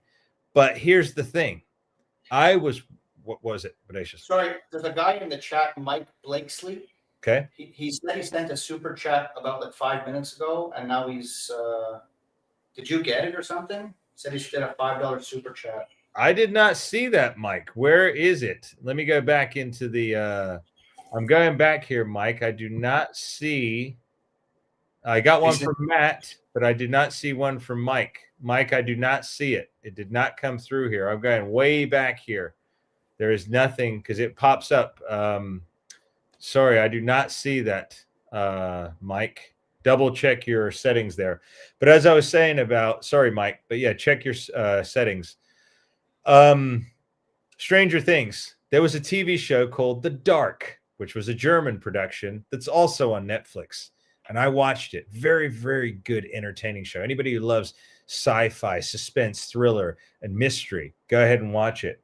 Well, guess what? As Stranger Things finale comes closer, I realized the similarities between Stranger Things and The Dark are unbelievable. A list long. So, did the producers of Stranger Things watch The Dark? Did they have access to the script when it was getting sold and put together? Because The Dark was produced before Stranger Things. Anyway, just something for your viewers, just a tidbit. I just wanted to share that. Back to wrestling. So, Bodacious one. What else? What else? What were we saying there? About the vault. Yeah, so please let me Oh, hold on 1 second. 1 second here. Red Fox, he's in the house. All right. Red Fox, I love this guy. Red Fox is a mountain of information. Always here. One of the supporters of our channel, Red Fox. Thank you so much for your super thanks. Can't stay long, but wanted to wish you all a happy new year. Happy New Year to you, Red Fox. We'll be back on Thursday. Bodacious One and myself with Rico and Ace Darling will be joining us. Devin Storm, Crowbar's former tag team partner, will be here with us on Thursday. We hope to see you then, Red Fox. Happy New Year, brother. The vault, you were saying. Okay, so right, I was saying why all this Undertaker stuff now? Like coincidental. No, it's not. Come on. You want to know why? Because Undertaker is part of the crew now and is part of WWE. Yeah. Who are the scumbags that always need to be on the top? HBK, Shawn Michaels, Undertaker, Pritchard. Bruce Pritchard, who just made his return, did he not? It's always these four you're going to see on top. Well, they can't be there forever because one day the final bell will ring for all of us. So they won't be there forever. You know? Nice work there, Amir. Nice work. I'm just saying. Yeah, I hate to be the bearer of bad news or truth, rather, but I am. You're doing great at that. Way to kill the show, eh? Look at that. I don't know, anyway, but I do. That was my thing. I just noticed there was a lot of Undertaker stuff coming out, and I was like, "Oh well, big surprise." He worked for them, so we got to promote him left and right. I do see somebody mention there MJF. Now here's a stickler right here. MJF. Now, you and I have talked about this. He recently came out and tried to slam Bret Hart, which was a huge mistake. Disrespect. It's okay. There's nothing to it, Amir. I wouldn't even mention nothing to it because he's in nothing. But anyway, well, MJF. I know the whole situation. Okay. Because I was at the Bret Hart thing with Johnny Ipro. Mhm. And people were just, Johnny Ipro was asking a question saying, shout out to Johnny Ipro, by the way, was asking, hey, who would you like to wrestle? Mm. That you didn't. And of course, you do that. Once you open questions, fans start chiming in, right? Mhm. And a fan yelled out and said MJF. Mhm. And Bret Hart said, who's MJF? Right. And everyone laughed. And then Johnny Ipro said, oh, it's an AEW wrestler. And Bret just said, well, I don't watch AEW. Right. You know, so big deal. Yeah. Like, you don't watch AEW, neither do I. Yeah, MJF is over, but if you legitimately don't watch AEW, how the hell do you know who MJF is? He came in hot and heavy 6-7 years ago. Okay. Interesting. Sorry, what were you going to say, Bodacious One? No, go ahead. Go. He had an interesting shtick to begin with, because again, trying to bring kayfabe back, but then he went overboard with it to the point where now he's again talking about being unprofessional. He's out there and hit send. Did I mess up? I hit that per. No, Mike, it did not send. I still don't see anything here. It's the super chats when you want to ask a question and come on the screen. So it's not the purple crown. It's the super chats on YouTube. No, he's telling little kids to F off. Now that's not what you do as a pro. Okay, that's not being a heel. Roddy Piper didn't go backstage or do conventions and tell little kids to F off. Okay, that's not being creative. That's low-hanging fruit. Low-hanging fruit. Now his act has become stale, very stale. I think he's a great wrestler. I think he's good in the ring, but his act, he needs to clean it up and reinvigorate it if he's going to go to the next level. Do I think WWE are interested in MJF? Not a chance. Not at all. I think so. No, he's not on their radar anymore. He's not on their radar anymore. I think when the contract expires, I think they will, just because of he's over and new faces. But he'll have to follow their regime. And I think right now you can run wild on AEW. So you can come out and tell the kid to F off and think it's cool, and your buddies backstage think it's funny, and you guys all get a laugh out of it. High school, teenagers, not grown men. And this is what you and I discuss often. That's what Vince Russo, again, not Vince Russo, sorry, excuse me. But a lot of the guys say, grow up, right? When you're in a professional setting, talk like a grown-up. If you're a man, talk like a man, right? This is not video games. It's not high school. This is a multi-billion-dollar wrestling company, which shows you something. Can you imagine if they did that crap around Vince McMahon in the 90s? Can you imagine what Vince would have done to them? You're fired. Exactly. And he probably would have literally thrown them out of the arena, got them by the neck and tossed them out. That's lack of leadership, Bodacious Suave. So to go back to your MJF, so I didn't even watch the Sean Sapp interview, but I knew where it was going, and I just thought it was a smart ass creative answer on MJF's part for what he said. And I think he said, "Oh well, it's because Bill Goldberg, Bret Hart doesn't know who I am." Yeah. Whatever. It was an entertaining answer, but obviously stupid answer. What do you want? Yeah, you want a professional is what you want, Bodacious Suave. He's not Roddy Piper. No, he's not. But he's. I think he's in his own league, but I don't know if it's a league you want to be in. Because League of Despicable Gentlemen. He's in that league. Yeah, and I'm not for it, right? I mean, like, you know, if you're a kid, like, one, how do you cheer for that? And if you're a kid and you have a bad experience at a convention because he's in character and being a prick, that's not a hero, you know, or a good day. And say, hey, Mom, you know, he told me to do well in school, and you know, tapped my baseball hat. Like, he's not that guy. So it's not. You have to be, again, you have to be a role model. One of the things I love the most when I get to perform is meeting the fans. And I am a heel. Okay. The Master is a heel. This will be a great segue. If anybody's interested in getting a signed 8x10 of the Master Amir mailed to you $25, including shipping and handling. So just get in contact with me. The email address is themastersofwrestling@gmail.com. I forget that. That's a new email address. Just contact me in the comments and I'll get you one of these out. But one of the things I love is communicating with the fans. The kids are still there. I'm never going to tell a kid any profanity at all. Okay. And even though I'm a heel, I will still converse with them. I will still talk to them. I will still honor that connection, because without the fans, I wouldn't be at that show. I wouldn't have a job. You're dead on. You're dead on. So I'll repeat it. Bret Hart said it, and it's so true. You want to hold on to your fans as long as you can, because they'll take you as far as you can go. Yeah, like we appreciate all of you, our viewers here, our loyal viewers, our subscribers. If you haven't hit the subscribe already, make sure you powerplex it right now. Make sure you like this video and share it out to the multitudes. Spread the word about the Masters of Wrestling and Masterclass. We appreciate each and every one of you. We do this for you. We love doing this, and we want to give you as much of our thoughts and whatnot as we possibly can, and entertain you at the same time. But yeah, MJF certainly does not understand that concept. So what's worse, in your opinion? Telling a kid to F off at a convention, or blowing the kid off and refusing to sign the autograph? I think saying the F word to the kid is far worse, because now you've personalized it.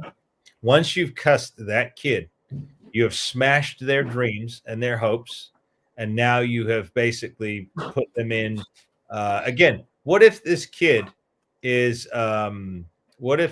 Mike, you've hit a new member. We got a new member right here. So I guess you became a YouTube channel member. You've joined the channel.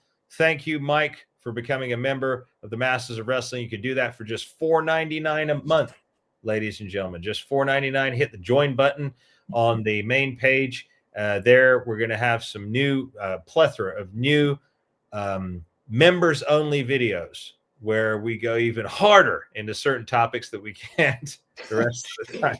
Give me 2 pre-workouts and I'll go off on whoever you want. We're gonna have special guests there too. So for sure.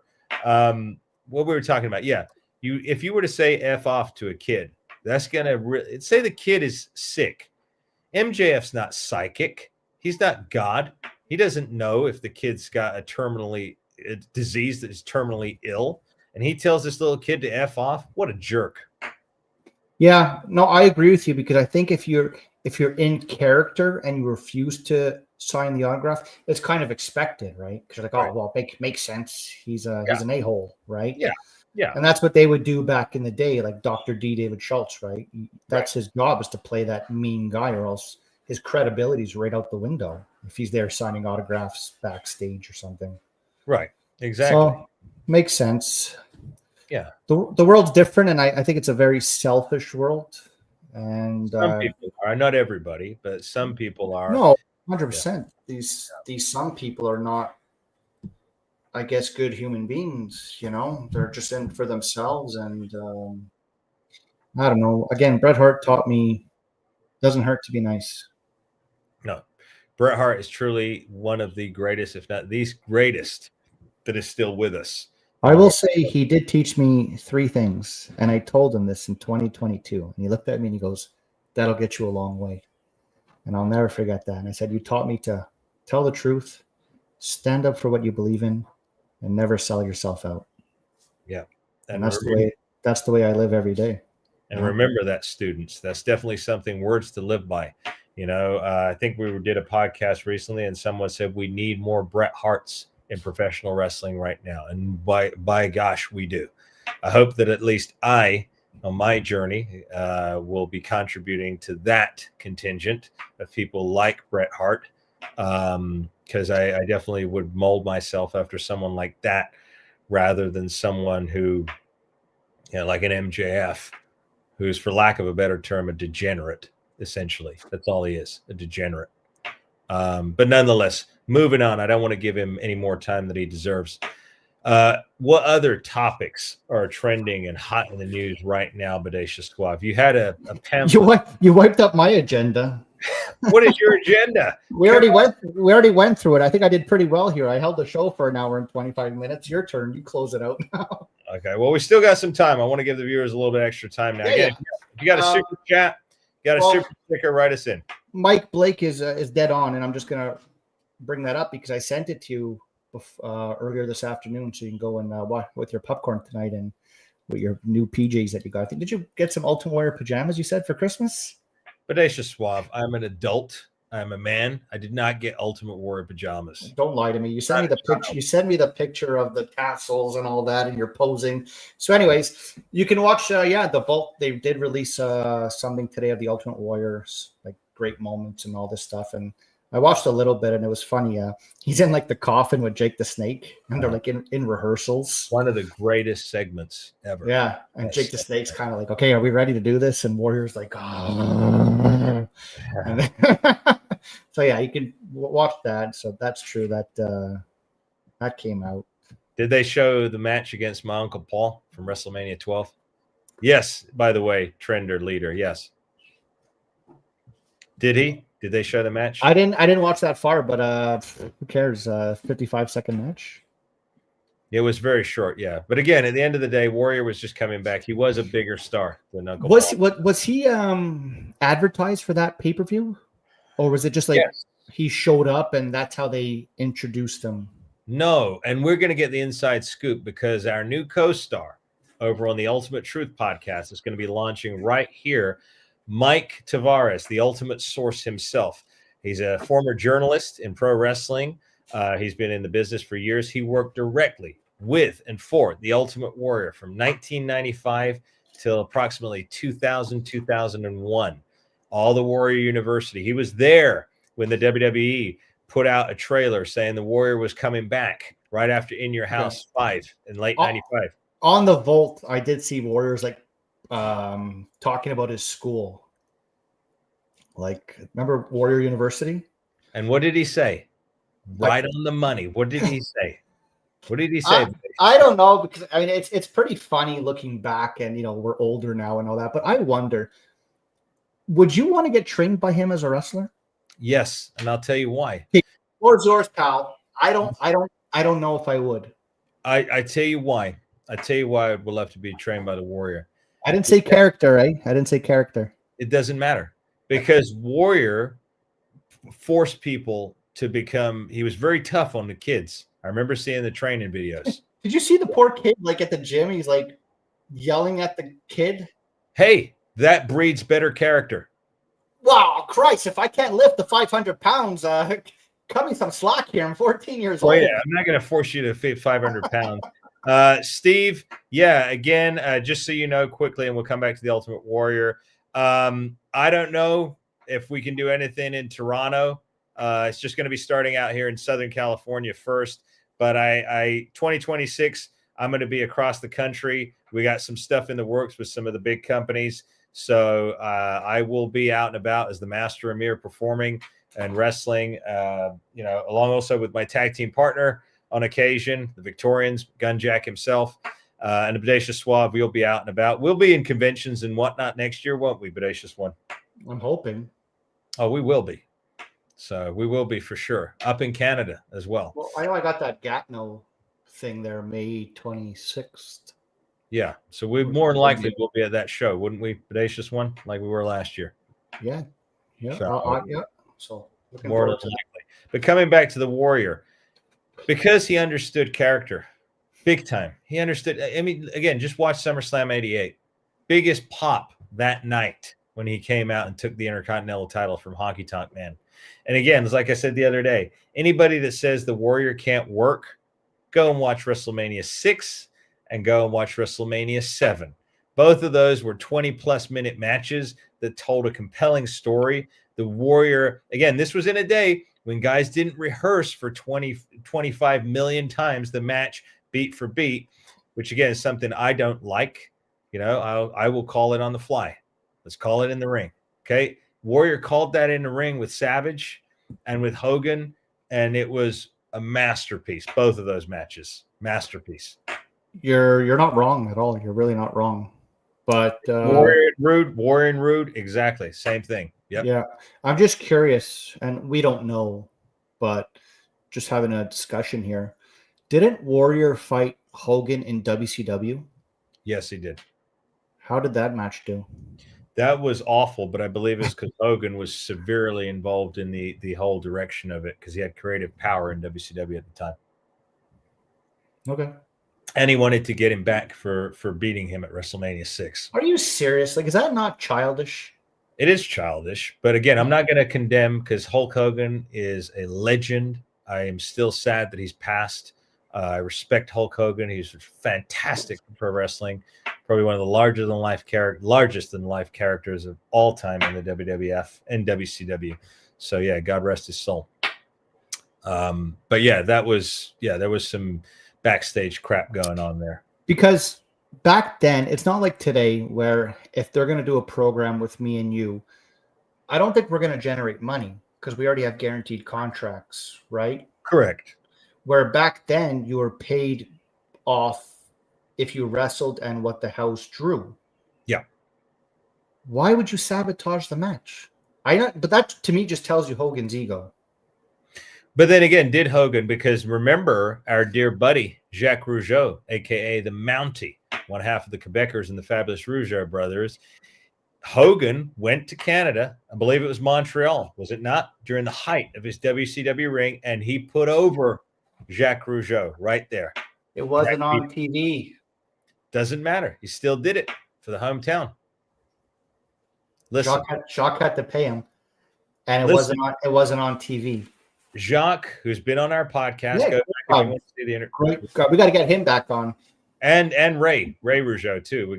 I'll reach out to Ray. We got to get Ray on here. We got to get the Fabulous Rougeaus on. He was just elected again, another term for mayor.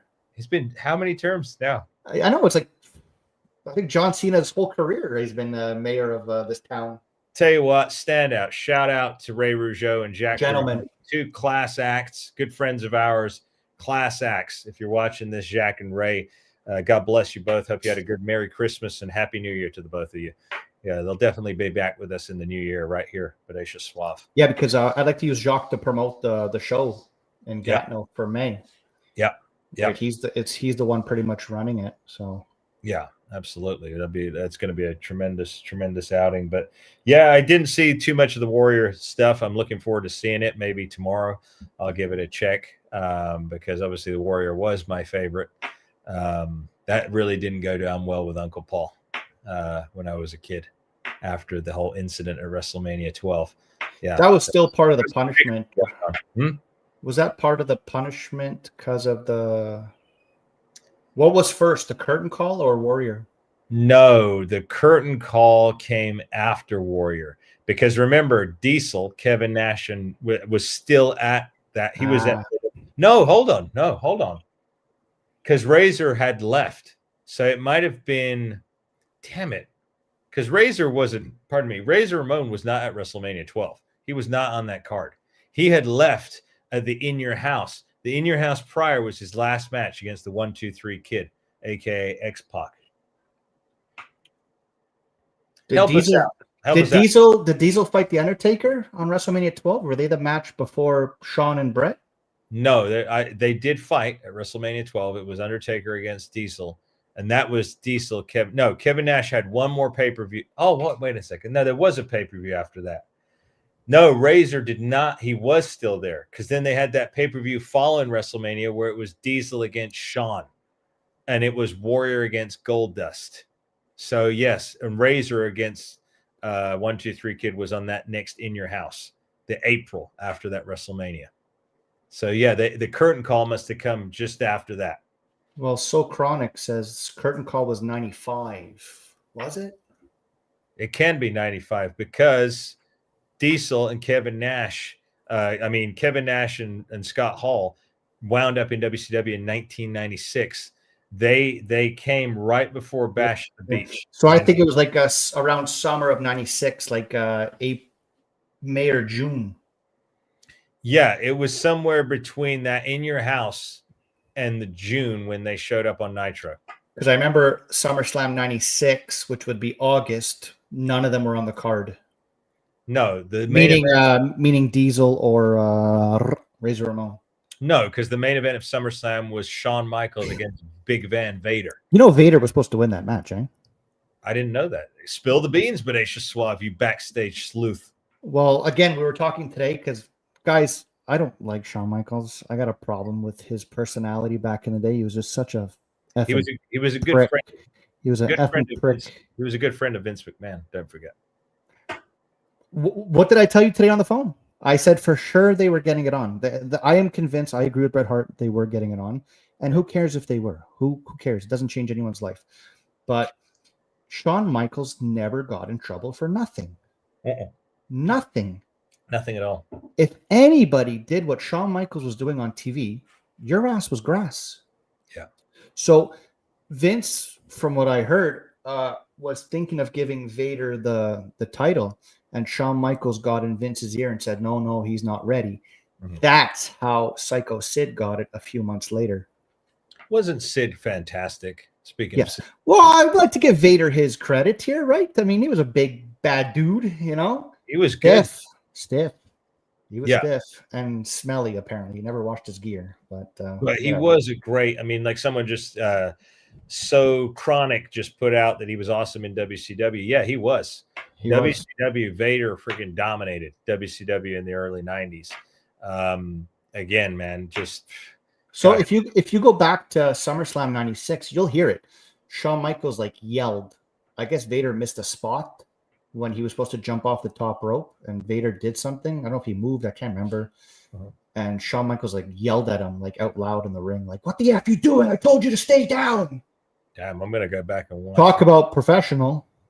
Well, Vader could have certainly whipped his ass. He couldn't. He couldn't, because you don't touch the golden boy of 96, which was Shawn Michaels. And that's true. He was untouchable. He was in one of the untouchables. He was. That's what they should have called the faction, the Untouchables. Well, no, that's too childish, because they were pushing extreme, right? So that's why Degeneration X worked. You know, the suck it, stuffing a sock down your crotch, showing the crack of your ass on TV. Trying to ruin Bret Hart's marriage. Meanwhile, you're sleeping with Sonny, destroying his relationship with Chris Candido, getting Chris Candido fired, getting Tatanka fired, Bam Bam Bigelow fired, Shane Douglas fired, PCO fired. Yeah, great guys. These are great guys. Don't get me started. These are great guys in the world. No, it's true. Shane Douglas, I had the opportunity to meet Shane back in April of this year, and Shane Douglas is a class act. One of the first things I said to him is, I said, man, you know, growing up as a kid, I loved the Dean Douglas gimmick. I thought it was fantastic. He said, I loved it too. That's what he said. He goes, I loved it too. But because Vince McMahon was, I think he tried to screw him. He was paying him very little. And he was trying to really get him to work and pay him for very little. And that's what they ended up parting ways. But Shane Douglas, the Dean Douglas gimmick was fantastic, man. And you mentioned PCO, another great talent, former one half of the Quebecer, Jean-Pierre Lafitte. Great. Still going to this day. There you go. Yeah. So not a good guy back in the day. And, I wish he would have got his clock cleaned by somebody backstage instead of those Marines, because it didn't look like it taught him a lesson. Well, yeah. But he knew he was protected. He must have been very protected. Vince protected him. Nobody else in the locker room protected him, and I know that. Yeah. No. But I heard, remember those two guys, Jacob and Eli Blue, the Harris twins? Yes, I do. Yes. They put Sean up on the wall and said, "What'd you say?" That's right. They were going to kick his ass, and he started to cry. What happened? You're fired. Yeah, they fired him. Yep. Because I often wondered, Jacob and Eli Blue, again, great tag team with Uncle Zedekiah. But they came back 2 years later bald as those bikers, remember? Yeah, they were the DOA, the Disciples of Apocalypse. Yeah. That's when there were so many factions. Remember, Los Baricuas, Savio Vega and all that. Who else was there? There was a Truth Commission. Bret Hart's idea, by the way. Bret Hart's idea to the Truth Commission. Oh, the Truth Commission. That was Vince. And what happened to the Truth Commission after the 97 screw job? They became the Muppets, the Misfits. Yeah. Ciao. You're gone. You're Yeah. fired. You're fired. We'll keep you, and we'll keep you. Yeah, but then what's the tall guy, Kurgan? He became like a weirdo, and then Earthquake came back as a South Park enthusiast. God rest his soul. Punishment. Yeah, Punishment. strange. Why would you put Earthquake in that role? Earthquake was a solid character Because Earthquake told Vince, "F you, I quit." back in the WCW days before he went to WCW. So then all of a sudden, Earthquake needed a job. Vince doesn't forget these things. You need me? I'll make an ass out of you. Wow, I mean, that's his formula. He does it to everybody, Well, Jim Neidhart too. He was made a fool of when he was who. That didn't last long. That was so dumb. Like everyone knew it was Jim Neidhart. But speaking of Earthquake, and I love Earthquake. I wish WWE would talk about him more.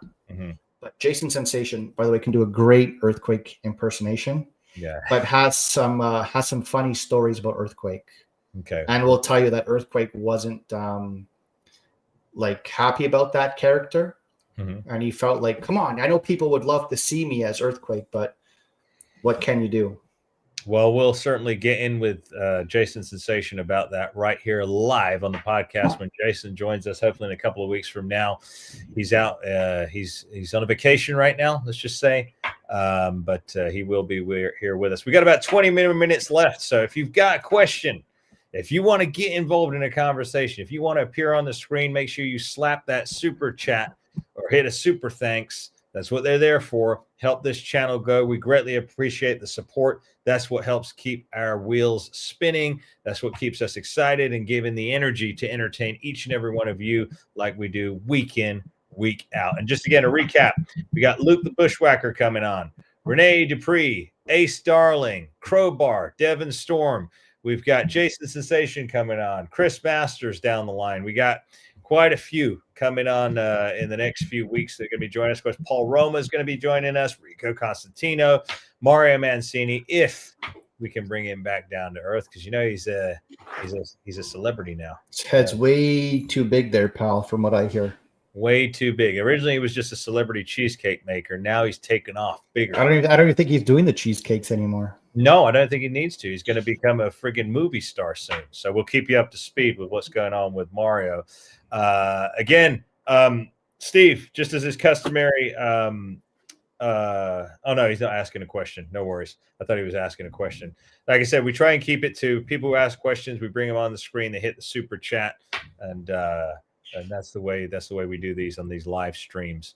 But Aisha Suave, you got anything else for us? Anything else looming, or anything else we did not talk about that you'd like to bring up? This is the end of 2025. Next time you and I go live, pal, it's going to be January the 1st, 2026. So how are we going to end this epic year? What are we going to talk about for the next 20 minutes here?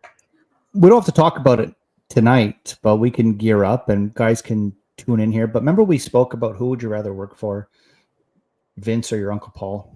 Right. Who would you rather work for, Vince Russo or Eric Bischoff? Vince Russo, not even a question. Way to build the show, pal. Forget it. No, but I can list the reasons why. But in 20 minutes, or do you want to save it for another day? No, we can go there and we can just ebb and flow. That's how we go here, man.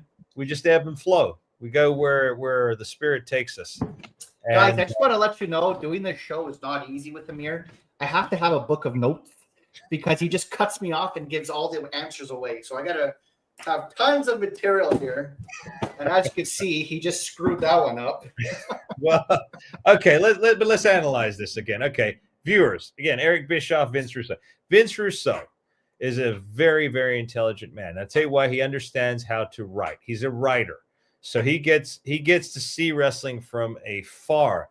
Eric Bischoff, did he not start as a salesman? Bischoff. That's the thing. I don't think Eric knows anything about wrestling. Mm-hmm. And he got really hot because he was licking Hogan's ass. Uh-huh. Right? I mean, I'm not lying. Right? Other than that, I mean, WCW was in the trash. Mm-hmm. They were trying. He was working with what he had, and et cetera, but listening to Hogan, and that's what worked. So my answer too would be Russo. But I'm just looking to create an argument and stir things up here. Well, no, I mean, but let's argue for Russo. I mean, look at what Russo's doing. Tremendous things for JCW right now. Turned the viewership like up several notches, big time. He understands TV. Okay. He has, again, he's not, I often say this, people become jaded when they're in there, when they're in the pro wrestling business, especially if they're former wrestlers, right? Oh. They're trying to book, right? So now Vince, his agenda is I want to make this thing better. I want to make it must-see TV. And he's proven it all over. He's doing it right now, right? Now he's had some time away from the business. Obviously, we've heard his podcast. He's a very smart individual. Everything he says adds up, checks out. Everything he says is on point. And I know myself, I wrote movies, TV plays, and all. I did that for 10 years. I was around these sleaze balls in Hollywood. I know what takes place. I know what goes on. I know how to tell a story. I know how to premise something. Act 1, Act 2, Act 3 translates to a match. It's the same thing. Vince understands that. He's an artist. He's a writer. He started off as Vic Venom in the WWF magazine, right? So understanding the fundamentals of what it takes to create a story will make you a great producer for pro wrestling. Eric Bischoff was not a writer. He was a salesman and then a personality on TV who had access to Ted Turner's checkbook. He brought in a bunch of stars and basically recreated the storylines that Vince had already done in the 80s, but just made it look a little bit different in the 90s under WCW. That's all he did. The Mega Powers, remember? They got back together with Miss Elizabeth, all of that. Zeus had a feud with Hogan in WCW, which he'd already done 6 years prior in 1989. So everything he did, the Big Boss Man became the Guardian Angel, right? Another law enforcement or the Big Boss originally. Yeah, Big Bubba and all that stuff. Yeah. So again, Vince Russo revolutionized the WWF alongside Vince McMahon, Pat Patterson, and Gerald Briscoe. They completely turned it around, right? So, hey, again. Yeah, and I think Russo, say what you want about WCW and the Brawl for All. In life, not everything works, right? So I'm not going to put him down for that. I mean, you had an idea, you go for it, you try. Hey, let's try it. Doesn't work, doesn't work. Right. But I think I respect that man a lot. Mm-hmm. Entertaining, smart. I mean, just guys, take the 10 minutes. If you have the 2 hours to listen to us, take the 10 minutes to listen to Russo today and what he says about Rollins. Yeah. He brings up like 6-7 points, and you can't argue with it. He's completely right. He analyzes the business very well. And again, 20 plus years have gone by since the days of WCW. He has evolved. Obviously, everything evolves. He has gained wisdom and knowledge and everything else. And now when he's coming in, what he's done, and he's created some true competition. He's creating, rather, some true competition now just by a few promos that he's cut in that JCW ring. He's on his way to good things. And like we talked about privately, Bodacious Suave, I, for one, I'm going to throw my hat into that ring. That's for sure. So, anybody got any questions? We got about 10, 12 minutes left here on the live chat. If you want to go down in history as being a part of the final live stream we do in 2025, you want your name on the screen, hit a super chat, give us your question or just a comment, whatever it is, hit it right now. We got about 12 minutes left. And again, if you have not hit the subscribe, make sure you subscribe. Make sure you join the channel, become a member for just $4.99 a month. That's it. What is that, Bodacious Suave? A cup of coffee? Maybe a cup of coffee with tax in California, a grande at Starbucks. That's what it is, a cup of coffee. And I don't drink coffee, so I don't know. Never had a coffee in my life. Never had a poutine in my life. And, I'm drinking coffee right now from the Master's mug right here. When are you putting those out on Shopify and selling those? They will be available soon. I'm going to be selling this particular mug right here. Costs $80 right here, but I'm going to be selling some smaller versions to our viewers out there. So, like I was saying, a cup of coffee. This cup I stole from a comedy show. You're a thief. Let me explain my story there, pal, before you cut me off. So rude, this guy, I know. True story. I went to go see a comedian in February, Phil Hanley, funny guy. Guys should research him, funny guy. And it cost me like $7 for like a 7-Up, right? I didn't finish my 7-Up before the show ended. So I was like, well, I'm not throwing my drink out. So I just stuffed it in my pocket and walked out the building. You better hope they're not watching this broadcast right now, Bodacious Suave. I don't need you getting arrested and carted off to the big house. To the I didn't think of that, but if I have that one phone call, I'm going to call you. So yeah, you call me. You'll bail me out, then you'll call your Mancini lawyer, and life's good, man. That's it. Of course, that's it. We're good, man. I got no fear. We got it covered. We got it here. We got our legal eagle. I'm always prepared. I'm always ready for war. Yep. I got everything. I'm good. Yeah. So, like I said, everybody, if you want to join, it's the cost of a cup of coffee, $4.99 a month. To us goes a long way to help us produce these shows, secure these guests for you, to come on live week in, week out, not let you down, give you unfiltered, unbridled, truthful news, and take you also down trips along memory lane and make you laugh and entertain you at the same time. We're not pulling any punches here. And again, our punches will connect. They'll look real because they are real. We don't. I got a problem here. I'll go fast with this, and then I got to close with something. But I'm left-handed. Okay. In wrestling school, they made me switch to a right hand. Okay. Because in wrestling everything's left. Yeah. Like you got to work the left, right? Unless it's Lucha Libre, it's right. Yeah. Well, I live in Canada, pal. Yeah. There you go. But what I'm saying is, if I throw a right-handed punch at you, I'm hitting the left side of your jaw. Okay. Right. Okay. So you're automatically. I mean, I don't want to divulge the secrets of whatever, but. So if I hit you with the right and you tilt your head the wrong way and I actually connect, that's not good. So they were teaching me how to switch to a right. Boy, did I struggle with that. I'm left-handed. I can't throw, first of all, a real punch with my right arm. And then you're going to make me throw a working punch with my right arm. Do you know how bad it looked? Yeah. Even the kicks, everything I had to convert to right. Body slam. I'm left-handed. So I'm going to pick you up with my right hand underneath, my left as my over, and go. I had to switch. You know how hard it is? And then I asked Mancini, I'm like, Mancini, is this like my school doing this? Or is this legit?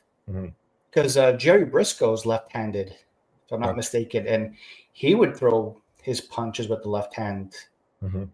So in school, they taught me it's better to be right-handed, but the thing is, when you work with someone, you're just gonna have to advise them that you're left-handed because then they know which side to take all the stuff from. And I was like, this is not. Well, let's talk about schools again as we got some more time here. Let's talk about training because I'm a big advocate for this. Paul, our dear buddy Paul London, likewise. If you're gonna train with somebody who's credible. Train with somebody who's been there and done it. Well, that's me saying that. Okay, so that's my point. Before I'm going to let you take the floor. What do you think of that? If they're trying to get me to switch to the right, and they never made it, but they do run good shows, and they have trained people, not necessarily that made it, but that became extras. And I don't want to mention their name or anything. I mean, they're a good school, but I just thought that was really hard for me. And well, I really struggled with that. At the end of the day, do the audience know any different? And that's my question. Are you still telling a story? Does the audience know any different? Right? They won't. They won't know. The audience won't know. My worker, so I just have to tell them, okay, buddy, expect my punch coming from the left hand. Oh, you don't want me to punch? Okay, we'll do something else. I've seen guys using the left. I've seen it on shows out here. So I don't know. That kind of derailed my my young wrestling career, to be honest. Well, like I said, go to somewhere credible. Of course, my co-stars over on Power and Glory, Paul Roma and Mario Mancini. If you're up in the greater Connecticut area or up in the greater New York area, go over to Paradise Alley Pro Wrestling. If you want to train, you're going to train by people who have been there, done it, had contracts, been on TV, been around the world. Same with our dear buddy Paul London. Okay, so we'll keep you updated when Kayfabe Academy will be back up and running. So again, this is where you need to train. You need to train in places that are that are credible. Our dear buddy Sim Bodie is also training people out in the Nevada area. He'll be back with us on the podcast in a couple of weeks. We may have a special guest, a big surprise that Sim's working on for us. So again, make sure you hit that subscribe button. Make sure you join the channel because you're not going to want to miss this one. This will be a mind-blowing, eye-opening experience of one of the greats from the 1980s, from the golden era. But yeah, train with somebody who's been there and done it, or at least somebody who's mature. Again, if you're going to a wrestling school and the guy who's training you is 25 years old or 28 years old, and he's never been under a contract, never even been close to smelling the ink on a contract, rethink about where you're getting trained, and stay away from backyard pro wrestling styles as well, because tell you what, the best training you could ever get, somebody who trains you to do it on the fly. Call it in the ring. Best trainer. Matthew, what are you looking at? What's going on here? I was just looking at my beautiful mug. That's all. Oh, that's what you're doing? You're getting mesmerized while we have viewers here? My lie, cheat, steal mug. Oh, my gosh. So, Mike Superstar delivered his running close. Yeah, okay. Yeah, one of our viewers just said that the mass superstar delivered Bill Eadie? From the left. Bill Eadie from Demolition. Okay, so perfect. But look at Bill Eadie's timeline. 80s, early 90s. Yep. Jerry Briscoe, I don't know, 70s. But is today's wrestling, they won't allow you the left? Too choreographed, too scripted, too friggin', yeah. Some do you know how, I'm not even going to tell you. I'm being honest. I can't throw a working punch from my right hand. I can't even throw a ball from my right hand. I'm not ambidextrous. I'm left-handed. My kicks too. You gave a good kick there on Mr. Klingbeil. I got to admit. I did. Klingbeil, the power slap champion. Yeah. He came into a wrestling ring. He was in my world. Okay. And he was trying to give away free t-shirts to the kids at Christmas. I told the kids they need to work for it. Why are we giving away free t-shirts? He gets in my face. I challenge him to the power slap competition. Of course, I'm not going to let anybody. I'm not going to let somebody hit me in the face without defending myself. Absolutely not. So he fell right into that. Alan knows. He's watching us right now. He's out there in YouTube land, and he deserved that kick that I gave him right in the gut. Yeah. So, it's well done. Yeah. See, but me with if I have to do that with my right leg, you're probably going to get a kick in the old, you know what? The old bread basket.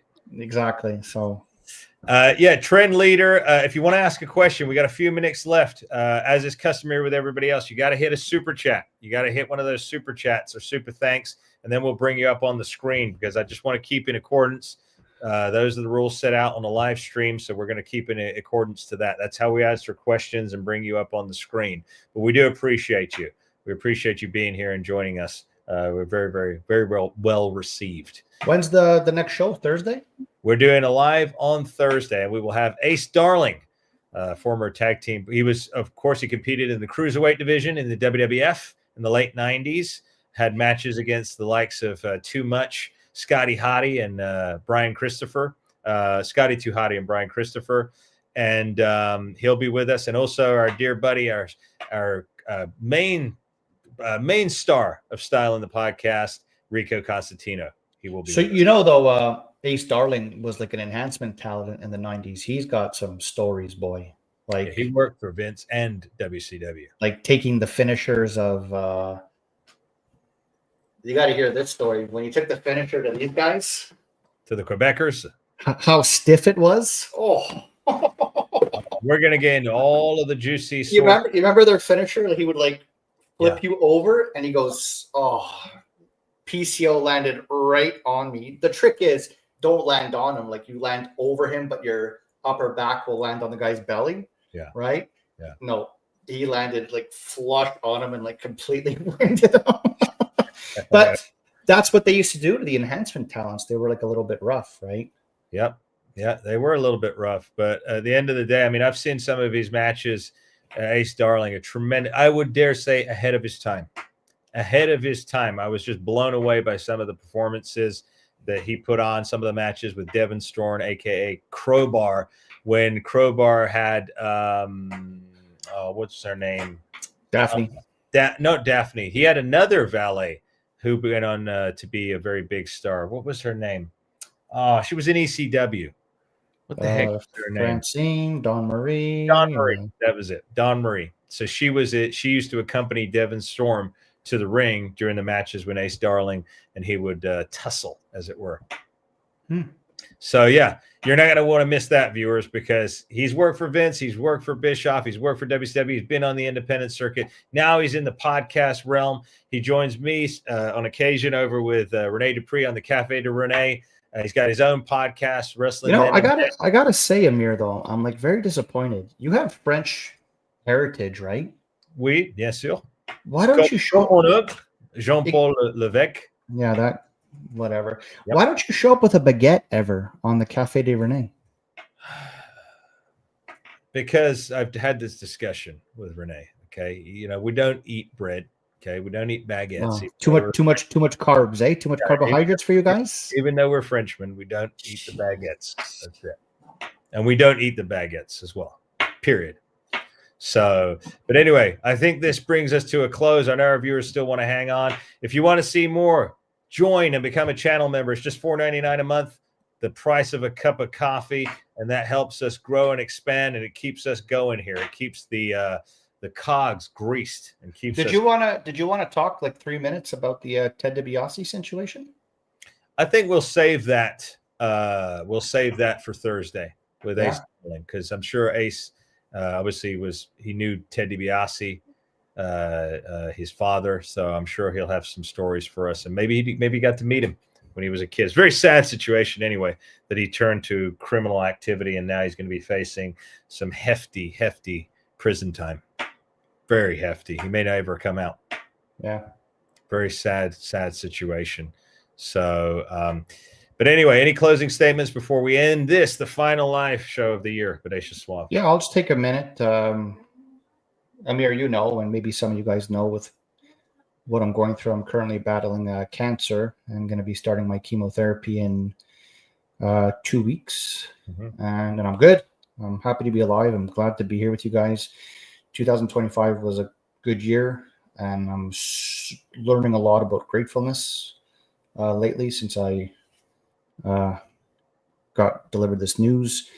And Amir, I just want to thank you publicly in front of everybody. I'm super grateful to have met you, for you to welcome me on the podcast as your co-star, and I'm rooting for you, you know, to make it wherever it is, whatever promotion, and tell your Uncle Paul to F off, whatever you want to tell him. But I'm super grateful for a lot of things, and I have good people in my life, you know, from Bret Hart to Jade Hart to Paul London, Rene Dupree, my family, Amir, people I work with, the gym. And 2025 has been good. 2026 will be even better. And I'll be back. I'll be with Amir at his shows, wherever it is, California, Toronto, Pittsburgh, Alabama, your backyard, my yard, wherever it is. And Amir, thanks a lot, man. I love you. Absolutely. We love you, Bodacious Suave. We thank you so much. You know, this is what it is, man. I invite you in. I met Matthew early this year, and we've quickly become great friends. And obviously, you know, I wanted him to be a co-star with me on Masters of Wrestling here. One of the greatest partners, the greatest partner I've ever had on this podcast. And it's just been a blast. And I pray in the name of Yeshua, our Lord and Savior, Jesus Christ, that you beat and you be healed of this cancer. And anybody out there who has faith, again, pray for Matthew, that he beats this thing. And I pray for us all, in fact, that we be blessed with good health, optimal health, renewed health in 2026, and that we go on to accomplish great things in life, that we contribute to the greater good, that we leave a good legacy for those coming up, and that we be the role models that are so sorely needed in the world right now. And on that note, we want to God bless each and every one of you. We want to thank you for joining us, and we will see you back here live Thursday, same time, 3 p.m. Pacific Standard Time, 6 p.m. Eastern Standard Time. We will see you then. Take care. God bless everybody.